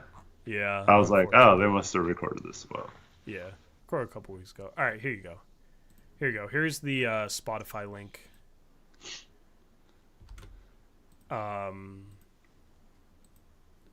It was Rip City Roundtable, a Portland Trail Blazers podcast. Host is really good, cool guy. So shout out to him. But if you guys want to go listen to that podcast, hear about how I got my start with Blazers Uprise, you can go and click that link in the chat. I'm also going to post it at the top of the description. Also in the description is our link to merch. Below the stream should be merch. We drop merch. I keep forgetting to talk about it. I keep forgetting to talk about that. We just start talking about draft and conference finals, playoffs, all this stuff, and 2 hours later, it's like, oh yeah, I forgot to talk about this. So anyway, if you want merch, I drop merch for you guys. You guys were asking for hats. There's hats below. So get yourself one. I still need to order myself one. Need to be sitting up here in Blazers Uprise hats. Great way to support the channel is by buying that merch. And any final words from you, Eric? Thanks everyone for watching. Appreciate you all. Hope you have a good Memorial Day weekend, and hope to see you Monday night after what hopefully most of you have a long weekend. I do not, but I don't either. Hope you all have a good one. Yep. Appreciate you guys hanging out with us. We are out of here. We'll catch you again on Monday. Enjoy your weekend. Until next time, as always, peace out. Go Blazers.